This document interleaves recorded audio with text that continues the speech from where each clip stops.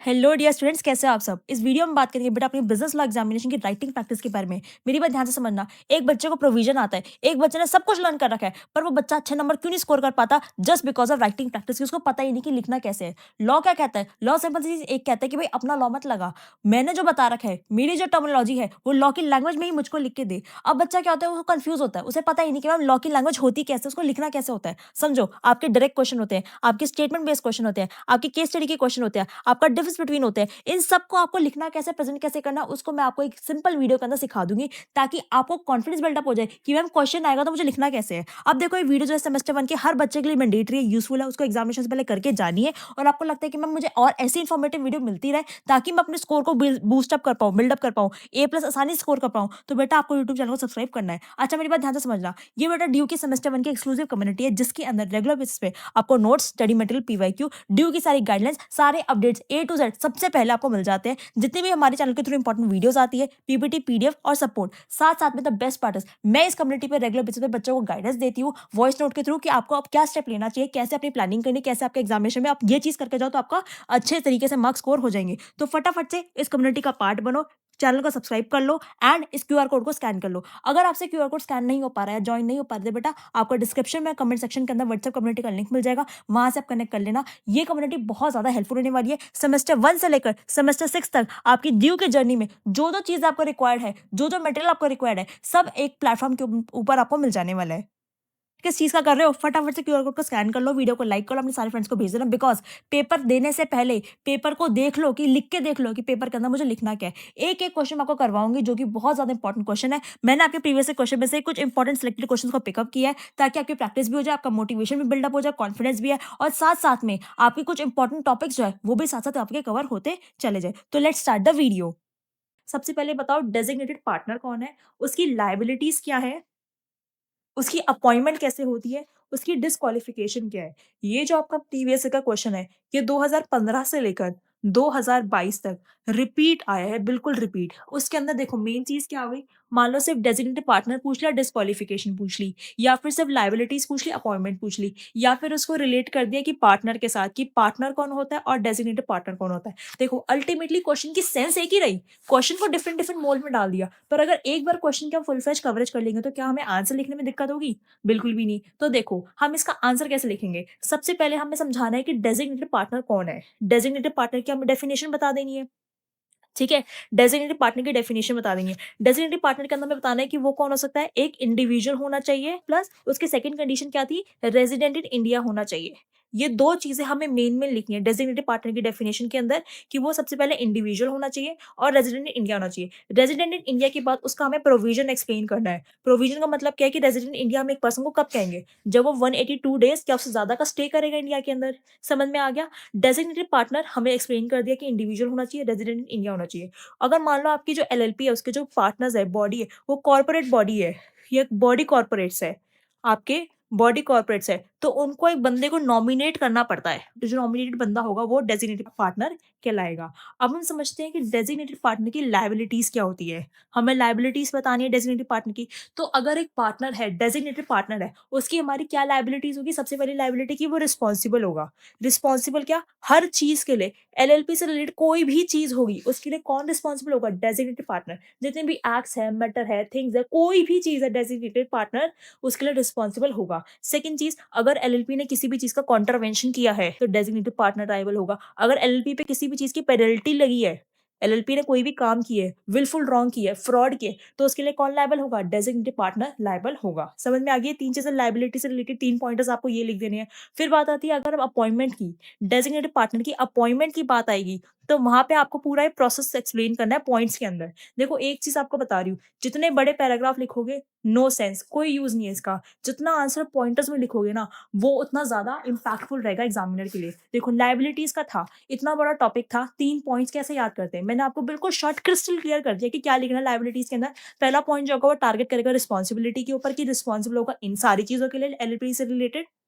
Second जो point होगा वो टारगेट करेगा कॉन्ट्रावेंशन से रिलेटेड, कि LLP पे कोई भी कॉन्ट्रावेंशन होगा तो लायबिलिटी जो होगी वो डेजिग्नेटेड पार्टनर की होगी। थर्ड पॉइंट जो होगा वो रिलेट करेगा LLP की पेनल्टी से रिलेटेड। RCP, 3 पॉइंट्स हो गए लायबिलिटी का खत्म। मतलब आपके जो आप भी सेंटेंस लिखोगे, जो भी आप लिखोगे पॉइंट, उसके अंदर ये 3 पॉइंट्स कवर होने चाहिए। ईज़ी है, सिंपल है, कोई दिक्कत नहीं होगी। अब अपॉइंटमेंट से रिलेटेड सबसे पहले क्या होगा, कोई भी बंदा है, किसी को अपॉइंट कर दोगे, ऐसे थोड़ी आ जाएगा। अगर कोई भी बंदा है, मान लो व्हाट्सएप ग्रुप में भी जा रहे हैं, किसी भी चीज़ के लिए, सबसे पहले उसकी क्या लेनी पड़ेगी, एक्सेंट, क्या लेनी पड़ेगी, उसकी कंसेंट, क्या लेनी पड़ेगी, उसकी प्रायर कंसेंट। कोई भी बंदे को आप कोई भी पार्टनर नहीं बना सकते, सबसे पहले उसकी क्या लेनी पड़ेगी, हमें प्रायर कंसेंट। प्रायर कंसेंट को हमें क्या करना पड़ेगा, फाइल करना पड़ेगा। कहाँ पे फाइल करेंगे, हम रजिस्ट्रार के पास फाइल करेंगे।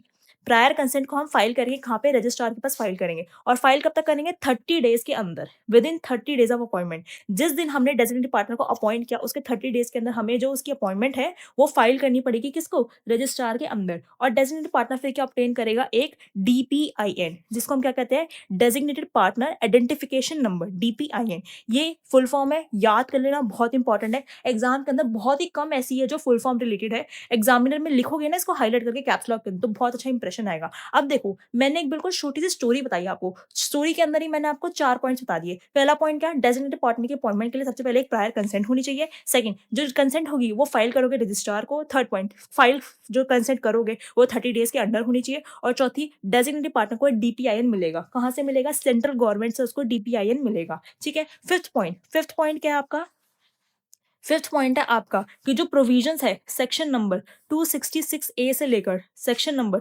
266 जी तक, ये जितने भी सेक्शन, इस सेक्शन 266 ए से लेकर 266 जी तक जितने भी प्रोविजंस है वो अप्लाई होंगे, किसको, डेजिग्नेटेड पार्टनर पे अप्लाई हो जाएंगे उसके अपॉइंटमेंट के बाद। सिंपल है, इजी है। बताओ अपॉइंटमेंट कभी मुश्किल हुआ, क्या हुआ, 5 स्टेप के अंदर 5 पॉइंट बिल्कुल रेडी हो गए। प्रायर कंसेंट होनी चाहिए, रजिस्ट्रार को फाइल करेगा। देखो क्या दिक्कत है इसके अंदर, प्रायर कंसेंट होनी चाहिए, रजिस्ट्रार को फाइल करो, 30 दिन के अंदर करो, डीपीआईएन लो, और ये सारे जो सेक्शन के प्रोविजंस के ऊपर अप्लाई होंगे। ये 5 पॉइंट्स कीवर्ड्स हैं, ये इससे आपका 5 बिल्कुल कीवर्ड्स आपके बन जाएंगे, 5 आपके पॉइंटर्स से रेडी हो जाएंगे। ठीक है। अब नेक्स्ट टॉपिक आता है हमारा डिस्क्वालिफिकेशन ऑफ डेजिग्नेटेड पार्टनर।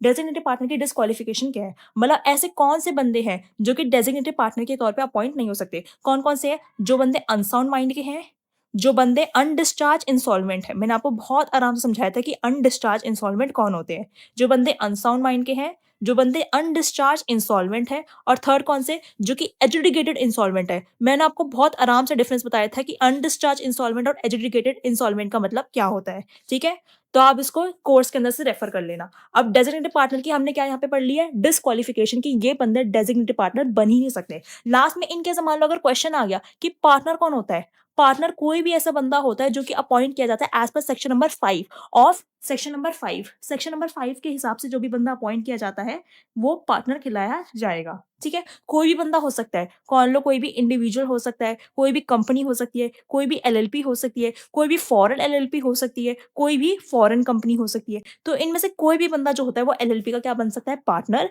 बन सकता है। ठीक है, अगर कोई भी बंदा पार्टनर बन रहा है, एक चीज ध्यान रखो, कोई भी बंदा पार्टनर बन रहा है या कोई भी बंदा डेजिग्नेटेड पार्टनर बन रहा है, दोनों केस के अंदर उसको क्या, इनकॉर्पोरेशन डॉक्यूमेंट को, आईडी को क्या करना पड़ेगा, सब्सक्राइब करना पड़ेगा। और सारी एलएलपी एग्रीमेंट में रिलेटेड जितनी भी कंडीशंस वगैरह होंगी वो सारी उसके ऊपर क्या हो जाएगी, एप्लीकेबल हो जाएगी। अब देखो, मैंने आपको इतना सारा कंसेप्ट सिर्फ क्या कर दिया, पॉइंटर्स में समझा दिया। कोई डिफिकल्टी आई, अभी जो क्वेश्चन है आप बहुत आसानी से लिख पाओगे। क्या लिखना है, डेजिग्नेटेड पार्टनर कौन है, लाइबिलिटीज, अपॉइंटमेंट, डिस्क्वालिफिकेशंस बताओ।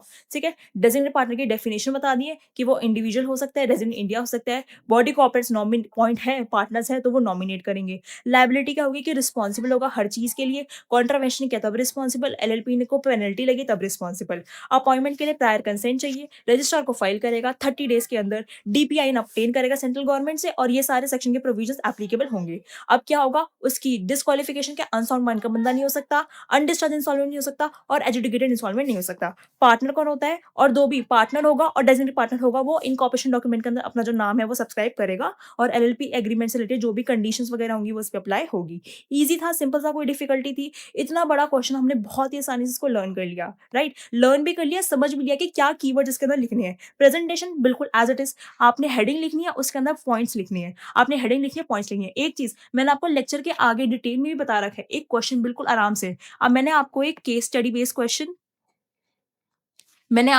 थियोरेटिकल क्वेश्चन और एक क्वेश्चन डिफरेंस बिटवीन का, ये 3 तरीके के क्वेश्चन आते हैं, डिफरेंस बिटवीन का, थियोरेटिकल और केस स्टडी। इनकी प्रैक्टिस भी करा रखी है। देखो बच्चों में मेन प्रॉब्लम क्या आती है, प्रैक्टिस की, कि उनको समझ नहीं आता कि आंसर लिखना कैसे है। तो मैंने वहाँ पे को बिल्कुल बाइफिकेशन देके समझा रखा है कि डिफरेंस बिटवीन आएगा कि उसको प्रेजेंट कैसे करना है, थियोरेटिकल आएगा तो कैसे प्रेजेंट करना है। तो आप वीडियो को बिल्कुल एंड तक देखना ताकि आप समझ पाओ एक रिक्वेस्ट करूँगी मैं आपसे कि आप पेन पेपर लेके बैठ जाना। जैसे-जैसे मैंने आपको सॉल्व करवाऊँगी, वैसे-वैसे आपको भी लिखना है, ताकि एग्ज़ाम के अंदर आपको समझ ना आए कि आपको ऐसी दिक्कत वगैरह ना हो कि आपको लिखना कैसे है। तो मैंने उसका बिल्कुल स्ट्रक्चर बता रखा है कि देखो पहले प्रोविज़न लिखना है, फिर एनालिसिस, फैक्ट्स वगैरह लिखना है, फिर कंक्लूजन लिखना है। तीनों में कैसे-कैसे आंसर को प्रेज़ेंट करना है, कैसे-कैसे पॉइंटर्स लिखने हैं, बिल्कुल आराम से बिल्कुल एक-एक चीज़ एक्सप्लेन कर रखी है। तो पूरे एंड तक वीडियो को देखना, ताकि आप उस चीज़ को बिल्कुल क्लियर कर पाओ, राइट? अब हम नेक्स्ट इंपॉर्टेंट क्वेश्चन करेंगे जो कि रिलेट करता है माइनर से। माइनर के अंदर कितना ही पढ़ लो बहुत कम रहता है, पर मैं आपको एक बहुत इंपॉर्टेंट चीज़ बताती हूँ। माइनर के अंदर आपको मेजरली मैंने एक क्वेश्चन लिख रखा है, क्वेश्चन पे बाद में आते हैं, पहले मेरी बात सुनो। माइनर के अंदर मेजरली जितने भी क्वेश्चन्स आएँगे आपके, मेजरली जितने भी आपके क्वेश्चन्स बनेंगे, वो बनेंगे आपके केस बेस्ड। माइनर में मेजरली आपके क्वेश्चन्स बनेंगे केस बेस्ड, और उसके अंदर भी अब मैं आपकी कन्फ्यूजन दूर कर देती हूँ। माइनर के अंदर जब भी आपका क्वेश्चन आएगा, वो क्वेश्चन आपके 2 पैरामीटर्स पे आएगा। या तो आपका आएगा रैटिफिकेशन के ऊपर, समझ रहे हो? रैटिफिकेशन कि अब माइनर रैटिफाई नहीं कर सकता, और या फिर आएगा एस्टॉपल के ऊपर, ठीक है? एस्टॉपल के अंदर आप लिख सकते हो कि माइनर हमेशा अपनी माइनॉरिटी को प्लीड कर सकता है, और हर दोनों केस के अंदर आपने एक चीज़ बतानी है कि माइनर के साथ जो कॉन्ट्रैक्ट है, वो क्या है? वॉइड एब इनिशियो। क्या कॉन्ट्रैक्ट है? वॉइड एब इनिशियो। क्या है? वॉइड एब initio, void from the very beginning, void एब इनिशियो। तो मैंने आपको बहुत ईज़ी कर दिया। माइनर के अंदर आपको जो मेजरली क्वेश्चन आएँगे केस बेस्ड, वो किसके ऊपर आएँगे? रैटिफिकेशन और एस्टॉपल। जितने भी आपके केस बेस्ड क्वेश्चन आएँगे, 2 तरीके के आएँगे। एक मैंने आपको लिख रखा है, एक मैं आपको और समझाती हूँ। तो इसको समझो सबसे पहले। क्या कहना चाहते हैं, और देखो साइड बाय साइड इसकी प्रेजेंटेशन में कि इसका आंसर कैसे लिखना है हमें, ठीक है? साइड बाय साइड ये भी देखो कि इसकी आंसर कैसे लिखना है, और उसकी प्रेजेंटेशन समझो। 2 क्वेश्चन आएँगे, एक रैटिफिकेशन के ऊपर, एक एस्टॉपल के ऊपर। इसके अलावा कोई और क्वेश्चन आज तक प्रीवियस ईयर में कभी नहीं आया है, ठीक है? तो समझो, क्या कहना चाह रहे हैं? Question S a minor, minor का नाम क्या है? एस। फ्रॉडुलेंटली रिप्रेजेंटेड, मतलब जानबूझ के फ्रॉड करके रिप्रेजेंट किया किसको? लेंडर को, कि वो 21 साल का है। 21 साल का हो गया तो क्या वो माइनर रहा? नहीं, वो क्या हो गया? मेजर बन गया। पर किसकी नज़रों में? लेंडर की नज़रों में। क्यों? क्योंकि उसने फ्रॉडुलेंटली रिप्रेजेंट किया। देखो ध्यान से देखो, एग्ज़ाम में कन्फ्यूज़ मत हो जाना, बच्चे कन्फ्यूज़ होते हैं। बच्चे समझते हैं कि 21 साल का है वो तो, 21 साल का है तो उसके ऊपर माइनर के केसेस तो लगेंगे ही नहीं। अब तो वो मेजर बन गया, अब वो जो होगा वो पैसे उसको रिकवर करने ही पड़ेंगे। देखो, ये कन्फ्यूज़ करने के लिए देते हैं आपको, कन्फ्यूज़ नहीं होना। क्या लिखा है? माइनर ने फ्रॉडुलेंटली बताया, मतलब है नहीं वो 21 साल का, उसने फ्रॉड करके जानबूझ के अपनी एज वो बताई है, रहेगा तो वो माइनर ही, ठीक है? और ऑब्टेन किया, क्या ऑब्टेन किया उसने? लोन। कितना? 50,000 रुपए का उसने लोन ले लिया, किससे? लेंडर से। सब्सिक्वेंटली बाद में उसने रिफ्यूज़ कर दिया कि अब तो मैं उसके पैसे नहीं दूँगा। देखो, मैं आपको 2 केसेस बताती हूँ। 2 केसेस का मतलब क्या है? क्वेश्चन के अंदर आपको 2 चीज़ें पैरामीटर दे रखे होते हैं। या तो आपको बताएँगे कि माइनर ने रिफ्यूज़ कर दिया, कहता है कि मैं पैसे नहीं दूँगा, या फिर आपको क्वेश्चन के अंदर दूसरी चीज़ बताएँगे कि माइनर ने कहा कि मैं अब मेजॉरिटी अटेन करने के बाद अब मैं आपको एक फ्रेश लोन जो होगा उसकी रीपेमेंट कर देता हूँ। आप मेरे लिए एक फ्रेश लोन बना दो, अब मैं उसकी रीपेमेंट कर देता हूँ मेजॉरिटी अटेन करने के बाद, और वो लोन जो होगा वो पहले वाला मैं पे कर देता हूँ। समझ में आ रहा है क्या कहने का मतलब है? कि या तो आपके पास 2 तरीके के क्वेश्चन आएँगे। एक क्वेश्चन के अंदर कहता है कि माइनर ने रिफ्यूज़ कर दिया कि अब मैं पैसे नहीं दूँगा, और सेकंड क्वेश्चन के अंदर माइनर कहता है कि मैं आपको प्रॉमिस करता हूँ कि मैं माइनॉरिटी के टाइम पे जब मैं 18 साल का था, जब मैं माइनर था, जब मैं 18 से कम साल का था, जब मैं माइनर था, उस टाइम पे जब मैंने आपसे जो लोन लिया था, मैं उसको अब पे करना चाहता हूँ। तो 2 तरीके के केसेस हमारे क्वेश्चन के अंदर, माइनर के क्वेश्चन के अंदर बनते हैं। तो हमारा क्या क्वेश्चन है? हमारा क्वेश्चन है रिफ्यूज़ल से रिलेटेड। क्या लिखा है? माइनर ने फ्रॉडुलेंटली अपनी एज को रिप्रेजेंट किया, बताया कि 21 साल का 50,000 रुपए का लोन ले लिया। उसने रिफ्यूज़ कर दी कि अब तो जाओ भाई, मैं पैसे नहीं दे रहा। उसके बाद लेंडर ने कहा कि मैं अब तुम्हारे ऊपर माइनर अब तो एक्शन लूँगा। तुमने मुझसे पैसे ले लिए, तुमने मुझे बताया तुम माइनर नहीं हो, तुम मेजर हो, और तुमने पैसे ले लिए, अब तुम मना कर रहे हो। तो अब मैं तुम्हारे ऊपर एक्शन लूँगा। तो मैं लेंडर को एडवाइस करना है कि क्या करना है। देखो, अब एक केस बेस्ड क्वेश्चन है, बहुत इंपॉर्टेंट बता रही हूँ, बिल्कुल ध्यान से सुनना, फिर से बार-बार आपको समझ में नहीं आएगा, ठीक है? क्या है? आपको मैंने अपने उसमें भी बता रखा है, आपको आगे वीडियोज़ में भी। अभी केस बेस का समझ लो कि कैसे करना है। केस बेस करना सबसे पहले आपको क्या लिखना है? प्रोविजंस। क्या लिखना है आपको? प्रोविजंस। उसके बाद सेकंड पॉइंट्स के अंदर आपको क्या लिखना है? उसके बाद आपको लिखने हैं फैक्ट्स। Provision, facts. थर्ड के अंदर आपको उसका लिखना है एनालिसिस। फोर्थ के अंदर आपको लिखना है कंक्लूजन। कहना क्या चाहते हो आखिरी में? रिजल्टेंट, क्या बताना चाहते हो? ठीक है? अब प्रोविजन कैसे लिखोगे? Provision as per the provisions of Indian contract act. Indian contract act के प्रोविजन के हिसाब से लेंडर को क्या चीजें अवेलेबल है? तो सबसे पहले प्रोविजन लिखो, माइनर के क्या कहना चाहते हैं। माइनर ने अपनी एज फ्रॉडलेंटली मिस रिप्रेजेंट करी, और उसने पैसे लिए 50,000 रुपए। अब वो रिफ्यूज कर रहा है कि मैं पैसे नहीं दूंगा। तो लिखो as per the provision of Indian contract act, ठीक है? क्या लिखना है? सबसे मेन चीज हाईलाइट करके कि कॉन्ट्रैक्ट, जितने भी कॉन्ट्रैक्ट हो रहे हैं, कॉन्ट्रैक्ट किसके साथ? With minor. A contract with minor is, highlight करके लिखना बहुत बड़ा बड़ा, void ab initio. Contract with minor is void ab initio, which means the contract is void from the very beginning. वो जो contract था वो very beginning से ही, शुरुआत से ही void था. Also, as per the provisions, a minor can always क्या लिखना है इसके अंदर? Plead minority. ये की वर्ड्स है, आपको अपने एग्जाम के अंदर, अपने आंसर शीट के अंदर बिल्कुल लिखने हैं. सबसे पहले माइनर के साथ जो कॉन्ट्रैक्ट्स होते हैं वो वॉइड अब इनिशियो होते हैं. सेकंड, माइनर हमेशा माइनॉरिटी को प्लीड कर सकता है. दो प्रोविजंस लिख दिया. अब उसके बाद फैक्ट्स लिखो. फैक्ट्स के अंदर क्या लिखोगे? एक लाइन छोड़ के फैक्ट्स लिखनी है. फैक्ट्स के अंदर क्या लिखोगे? In the given case as a minor has misrepresented his age to lender and obtain a loan of rupees 50,000 rupees subsequently refused to pay. ये हमारा क्या बन जाएगा? इतनी लाइन फैक्ट्स के अंदर. उसके बाद एनालिसिस लिखो. क्या लिखना है? एनालिसिस. एनालिसिस में क्या लिखोगे? इन लाइट ऑफ. कैसे लिखोगे? देखो कितना सुंदर तरीके से मैं आपको बता रही हूँ कि लिखना कैसे है.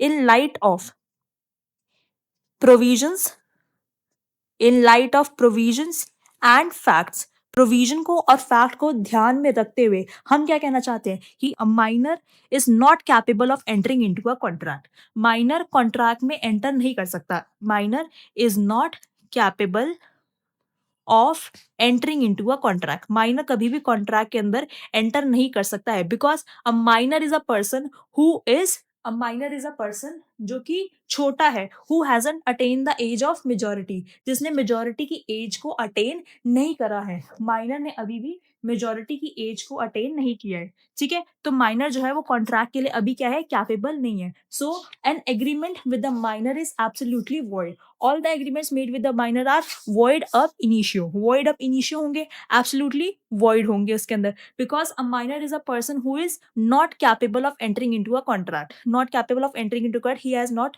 a capacity of entering into a contract. तो basically हमने क्या लिखना है? देखो हमने क्या लिखा? सबसे पहले provisions. As per the provision of this is minor के साथ जो भी कॉन्ट्रैक्ट है void of initio, minor always minority को प्लीड कर सकता है. फैक्ट्स लिख दिया हमने. उसके बाद फिर एनालिसिस में इन light of provision and facts minor is not capable of entering into a contract. ठीक है, ये लिख दिया इसके अंदर. अब हमने इसके अंदर लिखना है कि माइनर के साथ जो भी कॉन्ट्रैक्ट्स करे जाते हैं वो वॉइड ऑफ इनिशियो होते हैं. ठीक है, minor always can plead minority. Minor हमेशा अपनी माइनॉरिटी को प्लीड कर सकता है. ठीक है, माइनर के ऊपर the rule of estoppel does not apply. The rule of, हमें क्या लिखना है इसके ऊपर? The rule of estoppel does not apply to minor. Minor के ऊपर वो अप्लाई नहीं होता है. Rule of estoppel does not apply to minor. इसका मतलब क्या कहना चाहते हैं कि अगर माइनर ने मिसरिप्रेजेंट करा भी, माइनर ने फ्रॉड किया भी, विलफुल रॉन्ग किया भी, इंटेंशन के साथ किया भी, अपनी एज को मिसरिप्रेजेंट करा और मिसरिप्रेजेंट करके अपने दूसरी सामने वाली पार्टी लेंडर को इंड्यूस करा कि वो उसको 50,000 रुपए दे, बट स्टिल लेंडर उसके टुवर्ड्स कोई भी लीगल एक्शन क्लेम नहीं कर सकता है, बिकॉज माइनर हमेशा अपनी माइनॉरिटी को प्लीड कर सकता है. Minor can not be sued. Last में क्या लिखा जाएगा? अ minor can not be sued. समझ में आ गया? ये सारी चीजें हमने क्या लिखनी है? ये सारी चीजें हमने लिखनी है एनालिसिस. समझो, एनालिसिस में क्या लिखना है? In light of provision minor capable नहीं है entering into a contract because contract with minor is void of initio. और second point void of initio लिखना है उसके बाद. और इसमें लिखना है minor can always plead minority. उसके बाद लिखना है कि minor is a person who is not capable of entering into contract. ये लिख दिया. Void of initio, minor can always plead minority. उसके बाद लिखना है हमें the rule of estoppel does not apply to minor, which means that even if the minor has misrepresented his age. Minor ने अपनी एज का मिसरिप्रेजेंटेशन करा भी है, उसके बावजूद भी माइनर को हम लायबल नहीं ठहरा सकते. माइनर को जो लेंडर है वो स्यू नहीं कर सकता है. समझ में आ गया? इतनी सी बात हमें इसमें लिखी है. लास्ट में हमें लिख देना है इसके ऊपर कंक्लूजन. कंक्लूजन में क्या लिखना है हमें कि 10 जो हमसे एडवाइस मांगी थी, lender can not sue. Lender जो है उसको स्यू नहीं कर सकता है माइनर को. Lender can not take any legal action against minor for the fraud made by the minor. ठीक है, लेंडर कोई भी लीगल एक्शन नहीं ले सकता है माइनर के ऊपर जो भी माइनर ने उस पर फ्रॉड किए. ये तो एक तरीके का क्वेश्चन हो गया जो कि माइनर ने रिफ्यूजल कर दिया. मान लो एक सब्सिक्वेंट क्वेश्चन आता है, एक और क्वेश्चन है जिसके अंदर माइनर ने पैसे तो ले लिए, पर उसके अंदर माइनर कहता है कि अब मैं माइनर था उस टाइम पे, अब मैं मेजर बन गया, अब मैं आपको पैसे वापस कर देता हूँ. फॉर एग्जाम्पल मैं आपको यूनिवर्सिटी का एक क्वेश्चन ले रही हूँ प्रीवियस ईयर का. क्वेश्चन के अंदर सुनो क्या कहना चाह रहे हैं कि a minor takes a loan of rupees 50,000 at 10% interest. After attaining majority, he makes a fresh promise to pay the loan taken during minority. Thus the promise enforceable by lender. Minor जब पहले बच्चा था, minor था, 50,000 रुपए loan लिया, अब major बन गया तो कहता है कि अब मैं वो पहले जो मैंने पैसे लिए थे ना माइनॉरिटी के टाइम पे वो देना चाहता हूँ. तो क्या वो लेंडर इसकी इस प्रॉमिस को इन्फोर्स करवा सकता है? नहीं, लेंडर उस प्रॉमिस को इन्फोर्स नहीं करा सकता because a minor can not ratify the contract. Minor can not ratify. Rule of ratification does not apply to minor. मतलब जब मैं माइनर था उस टाइम पे मैंने कोई काम किया, मेजर बनने के बाद मैंने उस काम को अब रेटिफाई नहीं कर सकता हूँ. रेटिफिकेशन का प्रिंसिपल जो है वो माइनर पे अप्लाई नहीं होगा. सेम चीजें जैसे मैंने ये समझाया वैसे ही करना है. इसके अंदर हमारा एक पॉइंट यहाँ पे एनालिसिस में और ऐड हो जाएगा कि minor can not ratify a contract. Minor कभी भी कॉन्ट्रैक्ट को रेटिफाई नहीं कर सकता है. थस कंक्लूजन में लिखेंगे as the minor can not ratify a contract, a lender can not sue the minor for the enforcement of the promise. Lender minor को प्रॉमिस के लिए इन्फोर्स नहीं कर सकता है. इस केस के अंदर माइनर ने फ्रॉड नहीं किया. इस केस के अंदर माइनर कहता है कि मैं तुम्हें पैसा दे दूंगा मेजर बनने के बाद, और मेजर बन गया वो कहता है पैसे देना चाहता हूं. तो इस केस के अंदर लेंडर स्टिल माइनर को फोर्स नहीं कर सकता बिकॉज रेटिफिकेशन का प्रिंसिपल जो है वो माइनर पे अप्लाई नहीं होता है. सो बेसिकली हमने क्या देखा इस क्वेश्चन के अंदर कि माइनर के जो क्वेश्चन होते हैं केस बेस्ड होते हैं. दो तरीके के पूछे जाएंगे. किन दो तरीके के? या तो रिफ्यूजल पे आएगा या फिर मेजोरिटी के बाद फ्रेश लोन पे आएगा, फ्रेश प्रॉमिस पे आएगा. दोनों पे कैसे लिखना है हमने देखा. आज एक बहुत इंपॉर्टेंट चीज, ये केस स्टडी के अंदर हम आंसर को प्रेजेंट कैसे करेंगे. Provision, facts, analysis and conclusion. ठीक है, अब हम एक नेक्स्ट क्वेश्चन करते हैं जो कि हमारा रिलेट करता है ट्रांसफर ऑफ प्रॉपर्टी एक्ट से, जो हमारा चैप्टर है. ठीक है, ये क्वेश्चन भी बहुत इंपॉर्टेंट क्वेश्चन है. और करके बहुत सारी वेरिएशन में पूछा जाता है, जबकि क्वेश्चन का जिस्ट जो है, जो कंसेप्ट जो है वो बिल्कुल सेम है. क्वेश्चन का कहता है नो सेलर ऑफ गुड्स, कोई भी गुड्स का seller can not give a better title to buyer than the title he himself have. मतलब मैं अगर गुड्स की ओनर हूँ और मेरे पास जो टाइटल है, मैं वही टाइटल एक बायर को ट्रांसफर कर सकती हूँ. अगर मैं ओनर नहीं हूँ, मेरा अच्छा टाइटल नहीं है, मेरा डिफॉल्टी टाइटल है, मेरा टाइटल जो है वो गलत है, डिफॉल्टफुल है, तो मैं बायर जो उसको खरीदेगा उसका अच्छा टाइटल कभी भी प्रोवाइड नहीं कर सकती हूँ. ये क्वेश्चन आपसे और कैसे पूछा जा सकता है? ये क्वेश्चन पूछा जा सकता है कि आपको ब्रीफली एक्सप्लेन करो कि a seller of good can give a better title than he himself have. एक सेलर जो होगा वो अपने से ज्यादा जो बायर को, जो जिसको सामान बेचेगा, उसको एक बेटर टाइटल दे सकता है, नहीं दे सकता, और उसके कुछ एक्सेप्शंस बताओ. ठीक है, और इस क्वेश्चन को हम कैसे आ सकते हैं? बहुत बार क्वेश्चन में एक लाइन लिखी हुई आती है फ्रेज के अंदर, लैटिन मैगजीन के अंदर, जिसमें लिखा होता है नेमो दत. क्या लिखा होता है? नेमो दत कौद. नेमो दत कौद नॉन हबेत. क्या लिखा होता है? नेमो दत कौद नॉन हबेत. जिसका मतलब क्या होता है लेटिन मैक्सिम का? No one can give that which he does not have. जो जिसके पास नहीं है वो उसको वो चीज दे भी नहीं सकता. आज मेरे पास कोई चीज नहीं है तो मैं आपको वो चीज दे भी नहीं सकती. अगर मेरे पास अच्छा टाइटल नहीं है तो मैं आपको भी अच्छा टाइटल उसका सेल पे नहीं दे सकती. ठीक है, अगर मान लो आपका क्वेश्चन बिल्कुल सिंपल है तो आप ये Latin maxim by heart learn कर लो. एग्जाम में बोल्ड करके लिख के आओगे और इसका नाम लिखोगे no one can give but he has not got. Examiner बहुत फर्स्ट प्रेफरेंस से खुश हो जाएगा. समझ में आ गया? सेकंड चीज, मान लो अगर यही सेम लाइन क्वेश्चन के अंदर लिखी हुई है, तब आपका सिंपल फ्लैश क्वेश्चन जैसे आप समझ गए हो वैसे काफी बार बच्चों को कंफ्यूज करने के लिए फ्रेज दे दिया जाता है और बोलते हैं एक्सप्लेन. अब बच्चे समझ नहीं पाते कि लिखा क्या है इसके अंदर. समझ रहे हो? तो ये मैंने आपको यहाँ पे एक्सप्लेन ही कर दिया कि देखो इसका मतलब क्या होता है कि जो आपके पास नहीं है आप सामने वाली पार्टी को, बायर को, वो चीज दे भी नहीं सकते. समझो प्रिंसिपल का कहता है आपका नेमोदत कोनो थबेत का कि जो ओनर है गुड का वही गुड्स को सेल कर सकता है. देखो मैं आपको कीवर्ड्स बता रही हूँ जो आपके पॉइंटर्स के अंदर होने चाहिए. Principle says that a owner of goods can only sell the goods and the person who is not the owner of good, जो पर्सन नॉन ओनर है वो गुड्स को अगर सेल करता है so that he can not provide a better title to a buyer, वो buyer को एक अच्छा टाइटल नहीं दे सकता है. अब नॉन ओनर के अंदर आप दो एग्जांपल यहाँ पे कोट करना. एक एग्जांपल कोट करना थीफ का, एक एग्जांपल कोट करना फाइंडर ऑफ लॉस्ट गुड का. मैंने आपको कंसेप्ट के अंदर बहुत अच्छी तरीके से बताया था फाइंडर ऑफ लॉस्ट गुड्स क्या होता है. फाइंडर ऑफ लॉस्ट गुड जो होता है एक अलग से ही बहुत इंपॉर्टेंट इसके ऊपर क्वेश्चन बन सकता है. फुल फ्लेज आपका एक 6 to 9 मार्क्स का क्वेश्चन बन सकता है जिसके अंदर मैं बताना है कि फाइंडर ऑफ लॉस्ट गुड की क्या ड्यूटीज होती है, क्या राइट्स होते हैं, कौन फाइंडर ऑफ लॉस्ट गुड्स होता है, ड्यूटीज राइट्स के बाद कब कब वो गुड्स को बेच सकता है. समझ में आ गया? Finder of lost goods. तो हमें दो एग्जांपल बताने हैं नॉन ओनर के, या तो थीफ या फाइंडर ऑफ लॉस्ट गुड्स. ठीक है, देखो थीफ और फाइंडर ऑफ लॉस्ट गुड्स. अगर मान लो कोई भी बंदा चोर जो है वो गुड सामान बेच रहा है, चोर से अगर आप कोई भी सामान खरीद रहे हो, समझ रहे हो, तो कल को जो बंदा है ट्रू ओनर है आपसे वो सामान वापस लेने आएगा. ट्रू ओनर जो है अगर आपसे वो सामान वापस लेने आएगा तो आप उसको देना ही पड़ेगा, क्योंकि आपने खरीदा किससे? चोर से खरीदा। क्या चोर के पास उस चीज का टाइटल था? क्या चोर उस चीज का ओनर था? नहीं। वैसी ही सेम चीज फाइंडर ऑफ लॉस्ट गुड्स से अगर आप सामान खरीद रहे हो तो क्या वो बंदा जो है वो उस गुड्स का ओनर है? नहीं है। वो क्या है, उसको चीजें जो है वो सिर्फ मिली है। तो मेन चीज हमारा क्वेश्चन किस चीज में रिवॉल्व करता है कि ओनर ही गुड्स को बेच सकता है। अगर नॉन ओनर गुड्स को बेचता है तो बायर को एक बेटर टाइटल रिसीव नहीं होता है। समझ में आ गया? तो प्रोविजन का कहते हैं कि अगर कोई भी गुड्स आपका नॉन ओनर भेजता है जिसके पास उसको बेचने की अथॉरिटी नहीं थी, जिसको उसके पास बेचने की अथॉरिटी नहीं थी, कंसेंट ओनर से नहीं थी, तो वो अपना एक गुड टाइटल या फिर बेटर टाइटल बायर को डिलीवर नहीं कर सकता है। पर इस स्टेटमेंट के कुछ एक्सेप्शंस हैं, इस चीज के कुछ एक्सेप्शंस हैं जो कि बहुत इंपॉर्टेंट है। आपको ध्यान में रखने एक्सेप्शंस। मैं आपको एक्सेप्शंस के कीवर्ड्स बताऊंगी कि इन एक्सेप्शंस के अंदर ये कीवर्ड्स आपके बिल्कुल मेन होने चाहिए और उन कीवर्ड्स के बेसिस पे ही आपकी क्या बन जाएंगे, उस चीज के पॉइंटर्स बन जाएंगे। तो देखो हमने क्वेश्चन को स्टार्ट कैसे किया, ओनर का बताया, नॉन ओनर का बताया, ये लेटिन फ्रेज भी लिख दिया। उसके बाद नॉन ओनर के अंदर दो चीजें पार्ट ए और पार्ट बी, थीफ और फाइंडर ऑफ लॉस्ट गुड्स का हमने बता दिया। ठीक है, अब एक्सेप्शंस में आ जाओ। सबसे पहली एक्सेप्शन क्या होती है? Sale by mercantile agent. Mercantile agent कौन होता है? एक मर्केंटाइल एजेंट का मतलब क्या होता है? एक ऐसा एजेंट जो कि सेलर के बिहाफ पे गुड्स बेचता है। ठीक है, अब इस चीज के अंदर मर्केंटाइल एजेंट की कंडीशंस क्या है? अगर मर्केंटाइल एजेंट जो है गुड्स के पोजेशन में है, देखो मैं आपको कीवर्ड्स बता रही हूँ जो कि आपके आंसर के अंदर होने ही होने चाहिए। इन कीवर्ड्स के बिना आप बिल्कुल आंसर फ्रेम नहीं कर पाओगे और इसी से अपने पॉइंट्स बना सकते हो। That when an mercantile agent who is in the possession of goods, ठीक है, और who sells the goods in ordinary course of business, उसका ये रोज का काम ही है गुड्स को बेचना खरीदना है। और in this case the buyer acted in good faith.